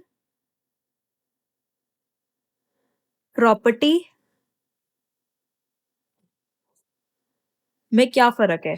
पोज़ेशन और प्रॉपर्टी में डिफ़रेंस क्या है? प्रॉपर्टी का मतलब क्या होता है? हमारी ओनरशिप, कि वो उसका ओनर है कि नहीं है, ओनरशिप, उसका टाइटल। पोज़ेशन का मतलब क्या है? उसकी डिलीवरी। समझ में आ गया? अब देखो स्यू फॉर प्राइस के लिए स्यू कर सकता है। डैमेजेस अगर उसने गुड्स डिलीवर कर दिए पर बायर उसको रॉन्गफुली नेग्लेक्ट कर रहा है कि मेरे को नहीं चाहिए, अब मुझे नहीं चाहिए, ठीक है? मना कर रहा है, उसकी नॉन एक्सेप्टेंस कर रहा है, तब वो डैमेजेस के लिए भी उसको स्यू कर सकता है। स्पेशल डैमेजेस के लिए कर सकता है। स्पेशल डैमेजेस ऐसे डैमेजेस होते हैं जो कि पार्टी को कॉन्ट्रैक्ट में एंटर होते टाइम ही पता था कि अगर किसी ने भी डिफ़ॉल्ट किया, किसी ने भी कुछ गलत काम किया, तो मुझे ये नुकसान हो जाएगा, मुझे इसको कंपनसेट करना पड़ेगा। तो वो होते हैं हमारे स्पेशल डैमेजेस और इंटरेस्ट मैंने आपको समझा ही दिया। अब मेन चीज़ जिसके ऊपर आपका रेपिटेटिव बहुत बार क्वेश्चन आता है, वो आते हैं ये दोनों राइट्स। कौन-कौन से? Right to lien and right of stoppage in transit, ठीक है? हमारा सेकंड क्वेश्चन और वाला भी इसी से रिलेटेड था। लीन क्या होता है और स्टॉपेज इन ट्रांजिट क्या होता है? देखो, right right of lien, lien का राइट क्या होता है? लीन का मतलब क्या होता है? पोजेशन, किसी चीज को जब्त करना। लीन का मतलब होता है किसी चीज को अपनी कस्टडी में लेना, किसी चीज को जब्त कर लेना, समझ रहे हो? तो अगर हमें एक्सप्लेन करना तो कैसे लिखेंगे? An unpaid seller has right, an unpaid seller has right of lien when he has possession of goods। लीन कब एक्सरसाइज कर सकते हैं? जब गुड्स का पोजेशन हो, जब गुड्स में क्या हो? पोजेशन हो, है तो राइट ऑफ लीन भी गया। लीन सबसे ज्यादा रिलेट करता है आपके पोजेशन से। गुड्स की कस्टडी मेरे पास है, जब तक मैं सेलर हूँ, प्रॉपर्टी गई बायर के पास कोई दिक्कत नहीं है, पर गुड्स मेरे पास है, मैं लीन एक्सरसाइज कर सकता हूँ। लीन मतलब गुड्स को जब्त कर लेना, जब तक मेरे को प्राइस नहीं मिलेगा गुड्स का, मैं तब तक उसको रिलीज करने वाला नहीं हूँ। सो कैसे लिखेंगे? बिल्कुल लूसिड लैंग्वेज में, जितना आपको लीन पता उतना लिख दो। क्या? An unpaid seller has right of lien when he has the possession of goods, ठीक है? उसके बाद लिख दो सेकंड पॉइंट क्या लिखोगे? लीन, जो राइट ऑफ लीन है वो खत्म हो जाएगा। क्या सेकंड पॉइंट क्या लिखेंगे? राइट ऑफ लीन जो होगा वो खत्म हो जाएगा अगर जो हमने गुड्स का पोजेशन से अलग कर दिया। So the lean right, leans right gate dissolve, dissolve हो जाएगा, खत्म हो जाएगा, फिनिश हो जाएगा व्हेन सेलर राइट ऑफ लीन खत्म हो जाएगा, कब खत्म हो जाएगा? जब सेलर जो है कैरियर को दे देगा सामान बायर को डिलीवर करने के लिए, ठीक है? तो लीन्स राइट गेट डिसॉल्व या फिनिश व्हेन सेलर, जो कि अनपेड सेलर है हमारा, when unpaid seller provides good to carrier, carrier को गुड्स दे देगा फॉर पर्पस ऑफ, किस पर्पस के लिए? For purpose of transmission it to buyer, buyer को ट्रांसमिट करने के लिए, transmission it to buyer without reserving his, उसने रिजर्व नहीं करा, बचाया नहीं, without reserving right of lien, lien का राइट उसने रिजर्व नहीं किया। तो कहने का मतलब क्या है? राइट ऑफ लीन खत्म हो जाएगा जब जो सेलर है वो बायर को गुड्स दे देगा, कैरियर को गुड्स दे देगा कि वो बायर को जाके दे आए, ठीक है? लाइट ऑफ लीन का मतलब क्या है? लाइट ऑफ लीन का मतलब है it is a right, it's a right to retain possession of goods, goods को रिटेन करके रखना है, retain possession of goods. 3 points मैंने आपको बता दिए। चौथा पॉइंट आप लिख दो इसकी पार्ट डिलीवरी के ऊपर। पार्ट डिलीवरी के ऊपर मतलब चौथा पॉइंट क्या कहना चाहते हैं कि अगर आपने सामान दे दिया कि आप बायर को जाके दे देना, आपने उसकी पार्ट डिलीवरी कर दी। तो अगर आपने पार्ट डिलीवरी करी है, इसका मतलब क्या है कि आप जो अपना लीन है वो रिमाइंडर पे एक्सरसाइज कर सकते हो। मतलब ये 2 ब्लॉक्स थे, 2 ब्लॉक्स थे, मैंने बायर को इसमें से 1 दे दिया, तो मैं जो लीन है अब वो उस 1 पे एक्सरसाइज कर सकती हूँ क्योंकि ये तो ऑब्वियसली बायर पे चला गया, इसका पोज़ेशन खत्म तो इससे लीन भी खत्म। तो पार्ट डिलीवरी का मतलब क्या है कि अगर अनपेड सेलर ने पार्ट डिलीवरी कर दी गुड्स की, तो वो लीन एक्सरसाइज कर सकता है रिमाइंडर के ऊपर, ठीक है? रिमाइंडर के ऊपर जो अपना लीन जो है वो एक्सरसाइज कर सकता है। अब एक चीज़ इंपॉर्टेंट पॉइंट्स क्या है? टर्मिनेशन ऑफ लीन, लीन कब खत्म हो जाएगा? टर्मिनेट कब हो जाएगा? टर्मिनेशन, लीन कब टर्मिनेट हो जाएगा? जब गुड्स को डिलीवर कर देगा, जब वो डिलीवर कर देगा गुड्स को, when the seller delivers the good to buyer या फिर कैरियर, गुड्स बायर को दे देगा या फिर कैरियर को देगा ताकि वो बायर को दे दे, या फिर बायर ने ऑब्टेन कर लिया गुड्स, बायर ने लॉफुली गुड्स को ऑब्टेन कर लिया, ठीक है? सेलर ने दे दिया या फिर बायर ने ऑब्टेन कर लिया। इन दोनों केसेस के अंदर जो आपका लीन है वो खत्म हो जाएगा। समझ में आ गया? राइट ऑफ लीन जो है आपका राइट है कि आप पोज़ेशन को रिटेन कर सकते हो। जब तक आपके पास पोज़ेशन है गुड्स का तब तक आप लीन एक्सरसाइज़ कर सकते हो, उसके बाद आप लीन भी एक्सरसाइज़ नहीं कर सकते हो। समझ में आ गया? राइट ऑफ लीन देखो आपको ऐसे ही लिखना है, राइट ऑफ लीन एक्सप्लेन करना है, पॉइंटर्स के अंदर लिखना है। जितना पैराग्राफ टर्मिनेट करोगे, जितना पैराग्राफ आप कम लिखोगे, उतना ज़्यादा आपके लिए इंपॉर्टेंट होगा, उतना ज़्यादा आप स्कोर कर पाओगे। बिल्कुल पॉइंटर्स के अंदर लिखना, point number 1, point number 2, point number 3, point number 4, point number 5 termination के ऊपर और 5A, 5B, ठीक है? बिल्कुल 1 लाइन में लिखना है, शॉर्ट में लिखना है, आपको ज़्यादा कुछ दिमाग नहीं लगाना है इसके अंदर। अब सेकंड राइट क्या है आपका? Right of stoppage in transit. Second right क्या है हमारा? Right of stoppage, right of stoppage in transit. Right of stoppage in transit का मतलब क्या है कि मान लो एक गुड्स है, सेलर ने जो गुड्स जो है कैरियर को दे दी है कि वो बायर को जाके दे दे। तो अगर जो गुड्स है वो रास्ते के अंदर है, ये क्या मतलब है? ट्रांजिट के अंदर है। तो वो गुड्स जो है वो ट्रांजिट के अंदर भी वो रोक सकता है जब तक वो ट्रांजिट में है। मान लो अगर बायर को मिल गई तो उनकी डिलीवरी हो गई, फिर ये राइट उसको नहीं मिलेगा, पर ये राइट तब तक मिल सकता है जब गुड्स जो है ट्रांजिट के अंदर है। सो 3 कंडीशंस मस्ट बी फुलफिल्ड, देखो ये खुद से बिल्कुल यूसिड लैंग्वेज में लिखना है, for exercising right of stoppage in transit, for exercising right of stoppage in transit, ठीक है? सबसे पहले कंडीशन क्या होनी चाहिए? सबसे पहली कंडीशन होनी चाहिए right of stoppage in transit के लिए कि जो अनपेड सेलर है वो अपना राइट एक्सरसाइज कर सकता है स्टॉपेज इन ट्रांजिट का। वो कब? जब बायर इंसॉल्वेंट हो, बायर बिकेम इंसॉल्वेंट, जब बायर इंसॉल्वेंट हो जाए, सबसे पहली एंड फॉरमोस्ट कंडीशन, बहुत इंपॉर्टेंट कंडीशन है ये। उसके बाद बायर इंसॉल्वेंट हो जाए, प्रॉपर्टी बायर को पास हो जाए, property passes to buyer, buyer के पास प्रॉपर्टी हो जाए, बायर इंसॉल्वेंट हो जाए, ठीक है? और थर्ड कंडीशन क्या है कि गुड्स जो है वो ट्रांजिट के अंदर होने चाहिए, goods are to be in transit, goods transit के अंदर होने चाहिए। अगर 1 + 2 + 3 ये तीनों कंडीशंस फुलफिल हो जाती है, तब हम अपना right of stoppage in transit को एक्सरसाइज कर सकते हैं। ठीक है? तीनों कंडीशंस हमने लिख दी सबसे पहले कौन-कौन सी 3 कंडीशंस होनी चाहिए। उसके बाद हमें एक्सप्लेन करना है कि ट्रांजिट क्या होता है? ट्रांजिट एक्सप्लेन कर दो। कहने का मतलब क्या है? जब जो आपका सेलर है, वो गुड्स किसी कैरियर को देता है या फिर किसी ट्रांसपोर्टर को देता है for purpose of sending them for purpose of giving them किसको? बायर को। ठीक है? तो उसमें और जो गुड्स रास्ते में है, हम करेंगे ट्रांजिट। अब हमें बताना है कि लीन जो होता है, जो हमारा स्टॉपेज इन ट्रांजिट है, वो इम्पोर्टेंट है बिकॉज़ वो डिपेंड करता है ड्यूरेशन ऑफ ट्रांजिट के ऊपर, कि ट्रांजिट कब तक मानेंगे कि चल रहा है। कहने का मतलब क्या है? जब सेलर गुड्स देगा कैरियर और ट्रांसपोर्टर को कि वो बायर को दे दे और जब तक बायर उसको रिसीव नहीं कर लेता, बायर उसको ऑब्टेन नहीं कर लेता, तब तक ट्रांजिट हमारा चलता रहता है। फिर एक चीज़ इम्पोर्टेंट है कि आप कब मानेंगे कि जो हमारा ट्रांजिट है, वो एंड हो गया। देखो, राइट ऑफ लीन में मैंने आपको समझा दिया। Right of stoppage and transit में सबसे पहले आपको 3 कंडीशंस बतानी है। तीनों कंडीशंस बताने के बाद उसको ट्रांजिट समझाना है, फिर आपको ड्यूरेशन ऑफ ट्रांजिट समझानी है और फिर ट्रांजिट कब एंड हो जाएगा वो समझाना है। ट्रांजिट कब एंड होगा? जब जो गुड्स है, वो रीच कर जाएँगे बायर्स की प्लेस पे। When the goods reach at buyers place, buyer की जगह पे वो पहुँच जाएँगे या एजेंट उसको ले लेगा या फिर बायर या उसका agent takes good before delivery. उनकी डिलीवरी से पहले ही गुड्स को ले लेते हैं। मतलब उनकी डिलीवरी उनके डेस्टिनेशन से पहले इसको ले लेते हैं। मतलब यहाँ से जो गुड्स है वो बायर की जगह पे जा रहे हैं। बायर ने इसी लोकेशन पे आके अपने गुड्स कलेक्ट कर लिए। तो मतलब व्हेन बायर और हिज एजेंट, बायर या उसका एजेंट गुड्स की डिलीवरी ले लेते हैं before reaching the goods to the destination, destination से पहुँचने से पहले ही, ठीक है? या फिर उसकी गुड्स की पार्ट डिलीवरी हो रही है। अगर सेलर ने गुड्स की पार्ट डिलीवरी पहले ही कर दी, मतलब 2 असाइनमेंट भेजे यहाँ पे जाने के लिए, एक पहले पहुँच गया, तो जो रिमेनिंग ये वाला बचा ना, इसके लिए भी आपका स्टॉपेज इन ट्रांजिट जो आएगा, वो खत्म हो जाएगा। ये राइड जो है आपका खत्म हो जाएगा। मान लो 3 पॉइंटर्स आपने ये लिख दिए खुले-खुले, फिर आपने एग्ज़ाम्पल डाल दिया उसके अंदर, ठीक है? तो इसकी वजह से आपने एक एग्ज़ाम्पल डाल दिया और लास्ट में लिख दिया कि जो right of stoppage in transit है, ये राइट है आपका टू रीगेन पोज़ेशन, पोज़ेशन को रीगेन करने का, रीगेन पोज़ेशन ऑफ गुड्स, ठीक है?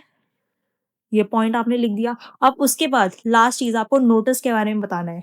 नोटिस के बारे में क्या बताना है कि अगर जो सेलर है उसको अपना right of stoppage in transit exercise करना है, तो उस केस के अंदर उसको नोटिस देना पड़ेगा। किसको? या तो ट्रांसपोर्टर को, जो उसके गुड्स को ट्रांसपोर्ट कर रहा है या फिर उसके प्रिंसिपल को। नोटिस देना पड़ेगा कि जो बायर है वो इंसॉल्वेंट हो गया है और उसको गुड्स डिलीवर ना किए जाए। समझ में आ गया? जो नोटिस होगा वो प्रिंसिपल को या ट्रांसपोर्टर को देना चाहिए कि जो गुड्स हैं वो बायर को ना डिलीवर करा जाए बिकॉज़ बायर जो है वो इंसॉल्वेंट हो गया है उस केस के अंदर। समझ में आ गया? और जो last rights against the goods है वो क्या है हमारा? Right to resale. क्या? राइट है हमारा कि हम बेच सकते हैं। राइट टू रीसेल हम कब-कब कर सकते हैं? रीसेल का राइट हम एक्सरसाइज़ कर सकते हैं जब जो गुड्स हमारे पेरिशेबल नेचर के हैं। मतलब बहुत जल्दी खराब हो जाते हैं। जैसे कि आपके फ्रूट्स, वेजिटेबल्स क्या होता है कि पेरिशेबल नेचर के हैं या फिर कॉन्ट्रैक्ट के टाइम पे स्पेसिफिकली पहले से ही डिसाइडेड था कि अगर किसी भी पार्टी ने डिफ़ॉल्ट किया, तो जो सेलर है, वो गुड्स को रीसेल कर सकता है, उसके पास ये राइट है। समझ में आ गया कि जब पार्टी के अंदर दोनों पार्टीज़ ने अपना राइट पहले से रिज़र्व कर रखा था कि अगर बायर डिफ़ॉल्ट करता है, तो सेलर्स उन गुड्स को बेच सकता है। ठीक है? ये दोनों केसेस हैं, तो हम अपना राइट टू रीसेल एक्सरसाइज़ कर सकते हैं और गुड्स को बेच सकते हैं। जब बायर ने अगर टाइम पे पैसे नहीं दिए, सेलर बार-बार कह रहा है कि पैसे दो और बायर उसको पैसे नहीं दे रहा, तो even after giving notice notice to buyer, buyer ने पैसे नहीं दिए। Buyer has not paid price for goods. ठीक है? ये मैंने आपको समझा-समझा के क्वेश्चन किए हैं, ताकि आप एग्ज़ाम के अंदर ये क्वेश्चन बिल्कुल गलत ना करो। बिल्कुल same as it is question आपको एग्ज़ामिनेशन में देखने को मिलेगा। देखो जो मैंने आपको समझाया, अब मैं आपको थोड़ा-सा इसको ब्रीफ कर देती हूँ कि मैं हमने क्या देखा है इसके अंदर। अनपेड सेलर कौन होता है? अनपेड सेलर किसे कहते हैं? अनपेड सेलर समझ लिया हमने। उसके बाद उसके कौन-कौन से राइट्स हैं? Rights against the good, rights against the buyer. Rights against the goods के अंदर कौन से 3 राइट्स आते हैं? राइट्स अगेंस्ट द बायर के अंदर कौन से 4 राइट्स आते हैं? उसके बाद हमने अपने आप को right of lean, right of stoppage in transit और राइट ऑफ रीसेल, ये तीनों राइट्स जो है वो एक्सप्लेन करके दिखा दिए, ठीक है? आप देख लो इसको, कुछ पूछना है आपने? आई होप आप मेरे साथ-साथ लिख रहे थे। अगर आप बिल्कुल साथ-साथ लिखोगे तभी आपको कोई दिक्कत नहीं होएगी कि एग्ज़ाम में आंसर कैसे प्रेज़ेंट करना है। आपने सारा प्रोविज़न लिख दिया, अब लास्ट में कंक्लूजन लिख दो। कंक्लूजन के अंदर आपको पता है कि कुछ पूछा है तो उसमें गया नहीं है, तो कंक्लूड क्या करोगे कि अनपेड सेलर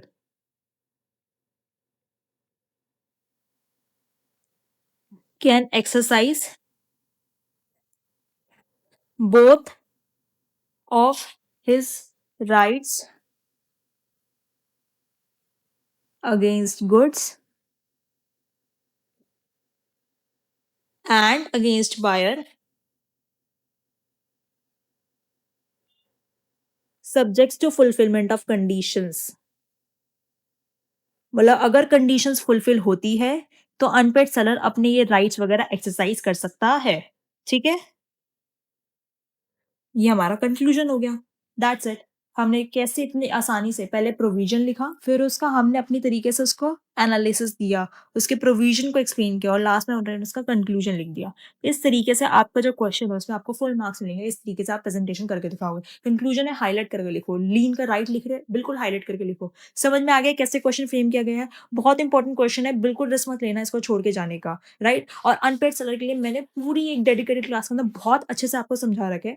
आप वीडियो के एंड तक बनते रहो, ठीक है। इसके मैं आपको और भी ज्यादा इंपॉर्टेंट क्वेश्चन आती रहूंगी जो कि एग्जामिनेशन के अंदर आपको बहुत बहुत अच्छे तरीके से प्रिपेयर करके हैंड राइट करके लिख के जाने हैं। समझ में आ रहा है? मैं आपको वर्बली क्वेश्चंस की लिस्ट भी दे सकती हूँ, और दो मैंने उसको पोस्ट भी कर रखा है, मैंने उसको डाल रखी है लिस्ट क्वेश्चंस की। आप वहां से भी इंपॉर्टेंट क्वेश्चन चेक कर सकते हो। पर अगर आप कुछ क्वेश्चन मेरे साथ करके जाओगे, लिख के जाओगे, देखोगे कि केस स्टडी का क्वेश्चन कैसे लिखना है, केस स्टडी सामने आ गई तो कैसे लिखना है। मैंने बिल्कुल सिंपल इजी ल्यूसिड क्वेश्चन लिया है, मैंने आपको दिखाया है कि कैसे बिल्कुल सिंपल तरीके से आप जो आपके दिमाग में उसको लिख सकते हो, पूरा एक स्ट्रक्चर्ड वे में आंसर प्रेजेंट कर सकते हो।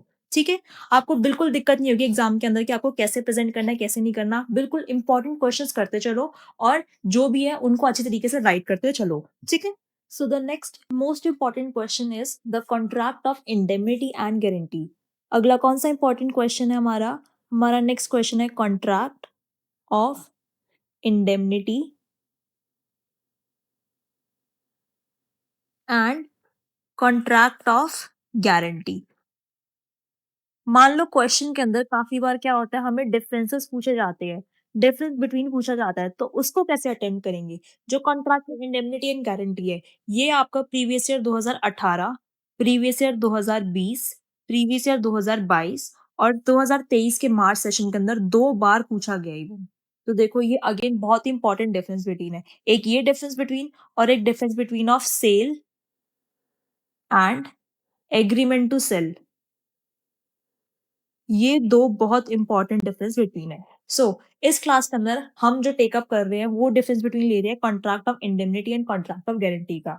अगर देखो जैसे भी कभी भी क्वेश्चन आपका डिफरेंस बिटवीन की फॉर्म में आते हैं कि उनके बीच में डिस्टिंग्विश करके बताओ, तो जो हमारा फॉर्मेट होता है वो सारा चेंज हो जाता है। और जो हमारा फॉर्मेट होता है वो 3 बेसिस में बढ़ जाता है, जिसके अंदर हम लिखेंगे बेसिस, जिसके बारे में एक्सप्लेन कर रखा है, मतलब कि कॉन्ट्रैक्ट ऑफ इंडेमनिटी, और यहाँ पे कॉन्ट्रैक्ट ऑफ गारंटी पूरा पूरा लिखना है आपको। ठीक है, अब देखो basis, contract of indemnity and contract of guarantee. Basis के अंदर क्या लिखना है हमें? देखो मैक्सिमम हमारा कितने मार्क्स का क्वेश्चन आ सकता है? 9 मार्क्स का, मैक्सिमम टू मैक्सिमम। तो अल्टीमेटली हमें क्या याद करना है कि हमें at least 8 to 9 point maximum and पे याद कर लेनी है। आप खुद सोचो, आपको अगर कंसेप्ट पता है तो आपको खुद से याद आते रहेंगे पॉइंट्स। ठीक है, मान लो सबसे पहले जो भी चीज है आप क्या लिखोगे, उसका एक गवर्निंग सेक्शन। अगर आपको सेक्शन याद है तो आप सेक्शन लिख दो। सबसे पहले क्या? सेक्शन। कॉन्ट्रैक्ट ऑफ इंडेमनिटी जो होता है वो गवर्न करता है हमारा section number 126, section number 126 of Indian contract act 1872। और कॉन्ट्रैक्ट ऑफ इंडेमनिटी करता है, सॉरी, सेक्शन नंबर 124 में। और कॉन्ट्रैक्ट ऑफ गारंटी करता है हमारा सेक्शन नंबर 126 में of Indian contract act 1872। Second जो हमारा बनेगा वो हमारा बनेगा डेफिनेशन या फिर मीनिंग का, कि इंडेमनिटी का मतलब क्या होता है, गारंटी का मतलब क्या होता है। डेफिनेशन एंड मीनिंग का हमारा सेकंड पॉइंट बनेगा जो कि हम बेसिस के अंदर लिखेंगे।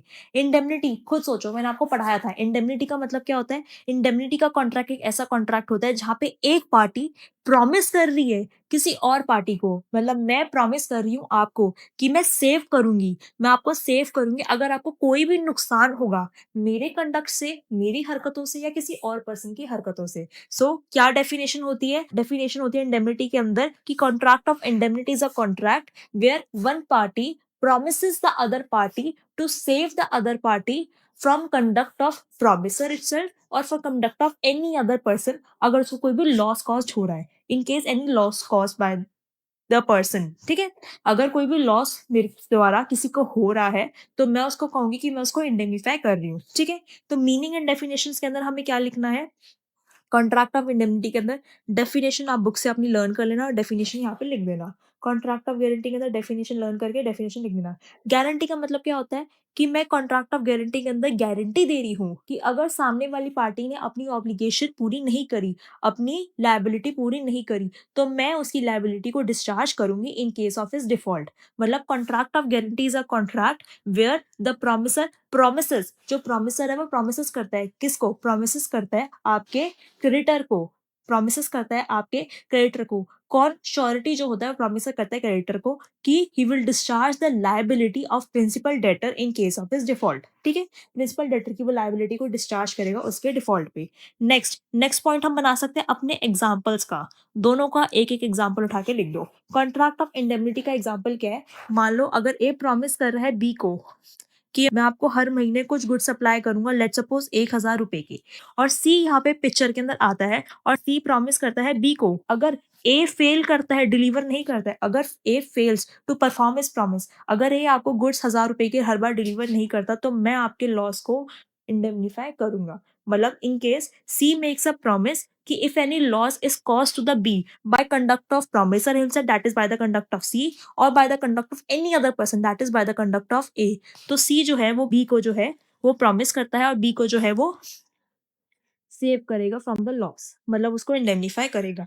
गारंटी का एग्जांपल क्या है, मान लो एक पर्सन है ए जिसको बैंक से लोन चाहिए, वो बैंक के पास गया, बैंक कहते हैं कि मैं आपको लोन नहीं दे सकता, आप किसी की जाके गारंटी लेकर आओ, तो सी ने गारंटी दी बैंक को कि अगर ए कोई भी डिफॉल्ट करता है तो उस केस के अंदर मैं गारंटी देता हूँ, मैं आपको उस चीज का रिम्बर्समेंट करूंगा, मैं उसकी लायबिलिटी को क्या करूंगा, डिस्चार्ज करूंगा, ठीक है। हमने लिख दिया, सेक्शन लिख दिया, मीनिंग लिख दिया, एग्जाम्पल्स लिख दिए, 3 पॉइंट्स हो गए हमारे, पॉइंट नंबर 1, पॉइंट नंबर 2 और पॉइंट नंबर 3, ठीक है। अब फोर्थ पॉइंट क्या लिखेंगे, हम यहाँ से स्टार्ट करते हैं। फोर्थ पॉइंट फोर्थ पॉइंट लिखो आप, नंबर ऑफ पार्टीज का। कॉन्ट्रैक्ट ऑफ इंडेमनिटी के अंदर हमारी 2 पार्टीज होती है, which is the indemnifier and indemnified. और कॉन्ट्रैक्ट ऑफ गारंटी के अंदर there are 3 parties, which is surety, principal debtor and creditor, ठीक है। 3 पार्टीज, आपको पूरी पूरी लाइन में लिखने से 2 3 नहीं लिखना, आपको पूरी पूरी लिखना है। There are 2 parties in contract of indemnity, which is the indemnifier, which is the indemnifier और which is the indemnified, ठीक है। indemnifier and indemnified, ऐसे पूरी पूरी लाइन लिखनी है। नेक्स्ट पॉइंट लिखो कि कॉन्ट्रैक्ट ऑफ इंडेमनिटी का क्या पर्पस है, कॉन्ट्रैक्ट ऑफ गारंटी का क्या पर्पस है। पर्पस लिखना है, कॉन्ट्रैक्ट ऑफ इंडेमनिटी के अंदर जो प्रॉमिसर है प्रॉमिस करता है कि अगर आपको कोई भी लॉस हो रहा है तो मैं उसके लिए आपको सेव करूंगा, तो इसके लिए रिम्बर्समेंट ऑफ लॉसेस। पर्पस क्या है कि इंडेमनिटी दे रही है रिम्बर्समेंट के लिए, कोई भी लॉसेस वगैरह हो रहे हैं उसका रिम्बर्समेंट कर रहे हैं, रिम्बर्समेंट ऑफ लॉसेस। गारंटी का पर्पस क्या है कि एक नेसेसरी सिक्योरिटी प्रोवाइड कर रहा है, आपका श्योरिटी किसको, क्रेडिटर को एक सिक्योरिटी प्रोवाइड कर रहा है, ठीक है। अब एक चीज देखो, नंबर ऑफ कॉन्ट्रैक्ट्स, कितने कॉन्ट्रैक्ट्स बनेंगे। कॉन्ट्रैक्ट ऑफ इंडेमनिटी के अंदर आपके सिर्फ एक कॉन्ट्रैक्ट बनता है जो कि आपका इंडेमनीफायर से इंडेमनीफाइड की तरफ चलता है। कॉन्ट्रैक्ट ऑफ गारंटी के अंदर होएवर आपके 3 कॉन्ट्रैक्ट्स बनते हैं। 3 कॉन्ट्रैक्ट्स किसके, देखो समझो कौन से 3 कॉन्ट्रैक्ट्स बन रहे हैं कॉन्ट्रैक्ट ऑफ गारंटी के अंदर। सबसे पहला कॉन्ट्रैक्ट प्रिंसिपल डेटर और क्रेडिटर का। प्रिंसिपल डेटर ने कहा मुझे सामान दे दो, क्रेडिटर ने कहा ओके मैं आपको सामान दे देता हूँ। दूसरा कॉन्ट्रैक्ट बनेगा प्रिंसिपल डेटर एंड श्योरिटी का। श्योरिटी और प्रिंसिपल डेटर के बीच में क्या है, अगर श्योरिटी ने प्रिंसिपल डेटर के बिहाफ पे उसका जो गारंटेड अमाउंट है वो डिस्चार्ज कर दिया क्रेडिटर को, तो वो लायबल होगा प्रिंसिपल डेटर से वो सारा सम अमाउंट वापस लेने के लिए। मतलब आपने लाइन भी सुनी होती, surety is a favourite debtor, और उसके बाद when the surety pays off the debt of principal debtor then he steps into the foot of creditor, वो creditor की फुट के अंदर आ जाता है, श्योरिटी के पास वो सारे राइट्स आ जाते हैं जो कि क्रेडिटर के राइट्स होते हैं। और थर्ड कॉन्ट्रैक्ट बनता है हमारा श्योरिटी और क्रेडिटर के बीच में, जब श्योरिटी पेमेंट की डिस्चार्ज करता है क्रेडिटर को किसके, प्रिंसिपल डेटर के बिहाफ पर। सेवन पॉइंट कैसे लिखोगे आप, नेचर ऑफ लायबिलिटी। लायबिलिटी का नेचर क्या है, देखो इंडेमनिटी के कॉन्ट्रैक्ट के अंदर जो लायबिलिटी होगी वो प्राइमरी होगी, किसकी, जो लायबिलिटी होगी वो प्राइमरी होगी, ठीक है। जो गारंटी का कॉन्ट्रैक्ट होगा उसके अंदर जो लायबिलिटी होगी वो सेकेंडरी होगी, बिकॉज श्योरिटी की लायबिलिटी अराइज होगी उसी केस के अंदर अगर प्रिंसिपल डेटर जो है वो पे करने में फेल होता है। प्रिंसिपल डेटर की जो अमाउंट है वो लायबल है जिसको देने के लिए, अगर वो फेल करता है, वो डिस्चार्ज नहीं कर पाता, तभी श्योरिटी की जो लायबिलिटी है वो अराइज होती है। मतलब कहने का मतलब क्या है, अगर क्रेडिटर जो है उसको पेमेंट चाहिए तो सबसे पहले वो प्रिंसिपल डेटर के पास जाएगा। अगर प्रिंसिपल डेटर नहीं देता है तब वो श्योरिटी के पास जाएगा। क्रेडिटर कभी भी डायरेक्टली श्योरिटी सबसे पहले पेमेंट की डिमांड नहीं कर सकता है। ठीक है, तो इस केस के अंदर जो क्रेडिटर है वो श्योरिटी के पास प्रिंसिपल डेटर से पूछने के बाद ही जाएगा। श्योरिटी की जो लायबिलिटी होगी वो क्या होगी, सेकेंडरी होगी। प्राइमरी लायबिलिटी किसकी होगी, प्रिंसिपल डेटर की होगी। ठीक है, अब एक चीज और, क्या एक चीज और है, हमारे राइट्स ऑफ पार्टीज। पार्टीज के राइट क्या है, right of parties. Contract of indemnity के अंदर क्या है, जो इंडेमनीफायर है वो किसी भी थर्ड पार्टी को स्यू नहीं कर सकता है। पार्टीज के क्या राइट है, मतलब जो भी ये पर्सन है, मान लो ये जो मैंने आपको एग्जांपल दिया, जो जो सी है वो क्या है यहाँ पे इंडेमनीफायर, वो कभी भी ए को डायरेक्टली स्यू नहीं कर सकता है, बिकॉज कोई भी प्रिविटी ऑफ कॉन्ट्रैक्ट नहीं है ए और सी के बीच में। ए और सी के बीच में कोई भी कॉन्ट्रैक्ट नहीं है। देखो मैंने ये बताया था, नंबर ऑफ कॉन्ट्रैक्ट कितने बनते हैं, एक कॉन्ट्रैक्ट बनता है किसके बीच में, इंडेमनीफाइड दैट इज सी और indemnified that is B. B और सी के बीच में कॉन्ट्रैक्ट है, सी और ए के बीच में कॉन्ट्रैक्ट नहीं है। तो अगर ए जो है वो गुड सप्लाई नहीं करता हर महीने 1,000 रुपए के, तो सी जो है, एक तो पहली बात उसने प्रॉमिस करे बी को तो उसको सेव करेगा, वो सप्लाई करेगा, वो पैसे को रिम्बर्समेंट करेगा। पर सी कभी भी ए को डायरेक्टली स्यू नहीं कर सकता, बिकॉज ए और सी के बीच में कोई भी प्रिविटी ऑफ कॉन्ट्रैक्ट नहीं है। तो कहने का मतलब क्या है, can not sue because there is no privity of contract. मैंने बहुत अच्छी तरीके से कोर्स में बता रखा है कि प्रिविटी ऑफ कॉन्ट्रैक्ट का मतलब क्या होता है। ठीक है, नेक्स्ट, इसके अंदर मान लो अगर कॉन्ट्रैक्ट ऑफ गारंटी है, तो उस केस के अंदर जब श्योरिटी ने प्रिंसिपल डेटर की लायबिलिटी डिस्चार्ज कर दी, तो श्योरिटी जो है वो एक्शन ले सकता है प्रिंसिपल डेटर के टुवर्ड्स रिकवरी के लिए। मतलब when surety discharges the liability of principal debtors, then the surety steps into the foot of creditor, and then the surety can sue the principal debtor for all the debts and all the amount that he has paid lawfully, जो उसने lawfully पे करी है on the behalf of principal debtor, and recover the amount। ठीक है, if the principal debtor denies for recovering or for giving back the amount, then the surety can lawfully take a legal action against him। समझ में आ गया क्या कहने का मतलब है, श्योरिटी इस केस के अंदर एक्शन ले सकता है, पर इंडेमनीफायर किसी थर्ड पार्टी के टुवर्ड्स एक्शन नहीं ले सकता, बिकॉज कोई भी प्रिविटी ऑफ कॉन्ट्रैक्ट नहीं है। श्योरिटी और प्रिंसिपल डेटर के बीच प्रिविटी ऑफ कॉन्ट्रैक्ट है, यस, बिकॉज मैंने यही पढ़ा है आपको, 3 कॉन्ट्रैक्ट्स होते हैं, श्योरिटी और प्रिंसिपल डेटर का ये रहा कॉन्ट्रैक्ट। समझ में आ गया। अब देखो ये कितने पॉइंट्स हो गए हमारे, ये हमारे हो गए अराउंड अराउंड 8 पॉइंट। सेक्शन बता दिया, मीनिंग बता दी, डेफिनेशन बता दी, सारी चीजें बता दी मैंने आपको, सेक्शन, मीनिंग, डेफिनेशन। ठीक है, उसके बाद आप कुछ राइट्स वगैरह भी लिख सकते हो, इंडेमनीफायर के क्या राइट्स होते हैं, श्योरिटी के क्या राइट्स होते हैं, तो इसके अंदर आप लिख सकते हो राइट्स ऑफ पार्टीज, तो ये तो हो गया। अब उसके बाद आप वैसे भी कुछ अलग से राइट्स लिख सकते हो, इंडेमनिटी के केस के अंदर इंडेमनीफायर के क्या राइट्स होते हैं, और इस केस के अंदर श्योरिटी के क्या क्या राइट्स होते हैं, प्रिंसिपल डेटर के क्या क्या राइट्स होते हैं, और क्रेडिटर के क्या क्या राइट्स होते हैं, ऐसे करके आप एक्सप्लेन कर सकते हो। ठीक है, विद दिस आप अपना पूरा का पूरा इस तरीके से अपना टेबुलर फॉर्म में बना सकते हो। देखो बहुत ईजी होता है, बहुत स्कोरिंग होता है डिफरेंस बिटवीन यू करना। ठीक है, you just need to write relevant point. आपको पूरी कुछ कहानियां नहीं लिखनी, कोई इतने भर भर के प्रोविजन लिखने, जो आपको आता है बिल्कुल ल्यूसिड लैंग्वेज आपको लिख लेना है। ठीक है, सेक्शन लिखना है, मीनिंग या फिर डेफिनेशन, उसके बाद एग्जाम्पल्स, उसमें number of parties, purpose, contract. एक चीज और आपको बताती हूँ, बहुत इंपॉर्टेंट ट्रिक, अगर आप शॉर्ट ऑफ पॉइंट्स हो, आपको नहीं पता, आपको लग रहा है कि मेरे पॉइंट्स बहुत कम हो रहे हैं, तो देखो आप क्या कर सकते हो, आप एक ट्रिक कर सकते हो। मान लो अगर आपने ऊपर एग्जाम्पल दे रखा है थर्ड पॉइंट के अंदर, और आपको अपने पॉइंटर्स बढ़ाने हैं, तो आप लास्ट के अंदर फिर से पॉइंट नंबर 10 डाल के कुछ और एग्जाम्पल्स दे दो। समझ रहे हो? ठीक है, या फिर देखो अगर आपके थोड़े और पॉइंट्स कम हो रहे हैं, तो यहाँ पे मान लो 6 पॉइंट्स के अंदर 7th पॉइंट आप डाल दो इसके अंदर इलस्ट्रेशंस के नाम से। ये एक ऐसा पॉइंट है, मान लो अगर इसी क्वेश्चन के अंदर आपको एग्जांपल्स पता है, कंसेप्ट क्लैरिटी पता है, पर आपको पॉइंट्स याद नहीं आ रहे पेपर के अंदर, तो आप उसके अंदर भी बहुत अच्छे मार्क्स स्कोर कर सकते हो। कैसे? अलग नाम लिख दो, आपको खुद को ही पता है क्या होता है, एग्जाम्पल्स होते हैं, इलस्ट्रेशंस होते हैं, ठीक है, और जो भी उसके रिलेटिव नाम हो सकते हैं आसपास के, आप वो लिख दो इसके अंदर, केस लॉज लिख दो, और उसके अंदर केस लॉ लिख के कोई भी अपना एक एग्जांपल बना दो। तो ये सारे आपके 3 एडिशनल पॉइंट बहुत आराम से बन सकते हैं, बिल्कुल बस 2-2 3-3 पॉइंट्स के गैप पे लिख देना है इनको। समझ रहे हो क्या कहना चाह रही हूँ? आपके ऐसे पॉइंट्स भी बढ़ गए और आपको ज़्यादा सोचना भी नहीं पड़ा। देखो, ये बहुत इंपॉर्टेंट मास्टर ट्रिक है जो कि आप अपने पेपर के अंदर अप्लाई कर सकते हो। ठीक है, समझ में आ गया? ईज़ी था। कौन-सा क्वेश्चन है? Contract of indemnity and contract of guarantee. I wish कि आप ये जो क्वेश्चन है रियली बाय हार्ट लर्न करो, बिकॉज़ देखो, आप खुद देखो इसकी क्या रिपिटिशन आ रही है, और एक डिफरेंस बिटवीन तो आपको करना ही चाहिए ढंग से। एक बार खुद लिख के देखो कि आप उसको कैसे प्रेज़ेंट कर पा रहे हो। मैंने आपको बिल्कुल रफली समझाया, आप उसको पेन डाउन करो और देखो कि आप कहाँ पे मिस्टेक कर रहे हो। आपको क्या सारे पॉइंट्स याद आते हैं कि नहीं आते हैं? समझ में आ रहे हैं? ठीक है, अब एक चीज़ और बताती हूँ, मान लो अगर कोई भी डिफरेंस बिटवीन आपके पास आ रहा है, आपको पॉइंट्स ही याद नहीं आ रहे, भूल गए, कुछ याद नहीं आ रहा, तो देखो, सबसे पहले तो क्या करो, सबसे पहले तो उसकी मीनिंग लिख दो, ठीक है? सेकंड पॉइंट बना दो उसके प्रोविजंस का, उससे रिलेटेड कुछ भी याद आ रहा है प्रोविजन में, जो आपने पढ़ा, मीनिंग लिख दिया, मीनिंग या डेफिनेशन, उसके बाद उसका प्रोविजन। अगर मान लो कुछ प्रोविजन में याद भी नहीं आ रहा, मीनिंग वाली ही डेफिनेशन डाल दो प्रोविजन के अंदर, थोड़ा उसको चेंज कर दो अपनी ल्यूसिड लैंग्वेज के अंदर, ठीक है? समझ में आ गया? उसके बाद उसके एग्जाम्पल्स दो, चौथा पॉइंट उसके केस लॉस का बना दो। ये तब का केस है, मान लो कोई भी पॉइंट आपको याद नहीं आ रहा, तो ये चीज़ें आप कर सकते हो। इंस्टेड कुछ भी ना लिखो, इससे बेटर है कि आप कुछ तो लिखो इसके अंदर। ये आपके पॉइंटर्स कहलाए जाएँगे अगर आप एसेस को यूज़ करते हो। फिर उसके अंदर मान लो अगर कोई भी टॉपिक है, तो उसके अंदर कोई भी कंडीशंस वगैरह है, तो वो लिख दो। मान लो सेल की क्या कंडीशन और एग्रीमेंट टू सेल की क्या कंडीशन है। सेल की कंडीशन क्या है? गुड्स के अंदर जो प्रॉपर्टी है, वो इमीडिएट बेसिस पे ट्रांसफर होती है। एग्रीमेंट टू सेल के अंदर क्या कंडीशन है कि जो गुड्स की प्रॉपर्टी है, वो ट्रांसफर होगी किसी फ्यूचर डेट पे, तो कंडीशंस लिख दो उसके अंदर, ठीक है?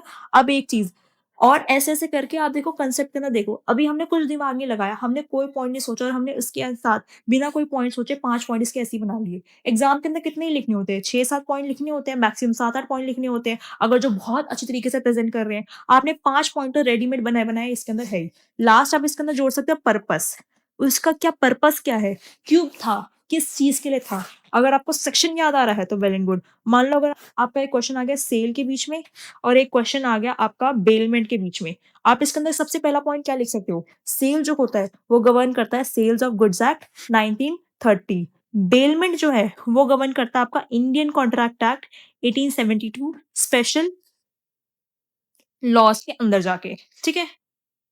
पहला ही पॉइंटर बन गया। देखो सेक्शन याद करना फ़ीज़िबल नहीं है इतने सारे आपके लेवल पे। देखो पर ये चीज़ अगर आप इस चीज़ को फ़ॉलो करोगे meaning, provision, example, case laws, condition, purpose और मान लो अगर कुछ ऐसा आ गया तो केस लॉस, तो आपके बने-बनाए इसके अंदर पॉइंटर्स बन गए। उसके बाद जितने आपको याद आ गए वो आपकी मार्क स्कोरिंग। समझ में आ गया? तो मैंने आपको एक बिल्कुल बेसिक टेक्नीक बताई है कि अगर आपको डिफरेंस बिटवीन है कुछ याद नहीं आ रहा तो आप ये पॉइंटर्स लगा के, यूनिवर्सल पॉइंटर्स है हर जगह लगा देना। ये पॉइंटर्स लगा के आप अपना एक फुल फ्लेज तो नहीं, पर एटलीस्ट कुछ सम अमाउंट का कंटेंट इसके अंदर स्कोर कर पाओगे, ठीक है? कुछ एक कंटेंट आप इसके अंदर स्ट्रक्चर वे में लिख पाओगे। समझ में आ गया? ठीक है?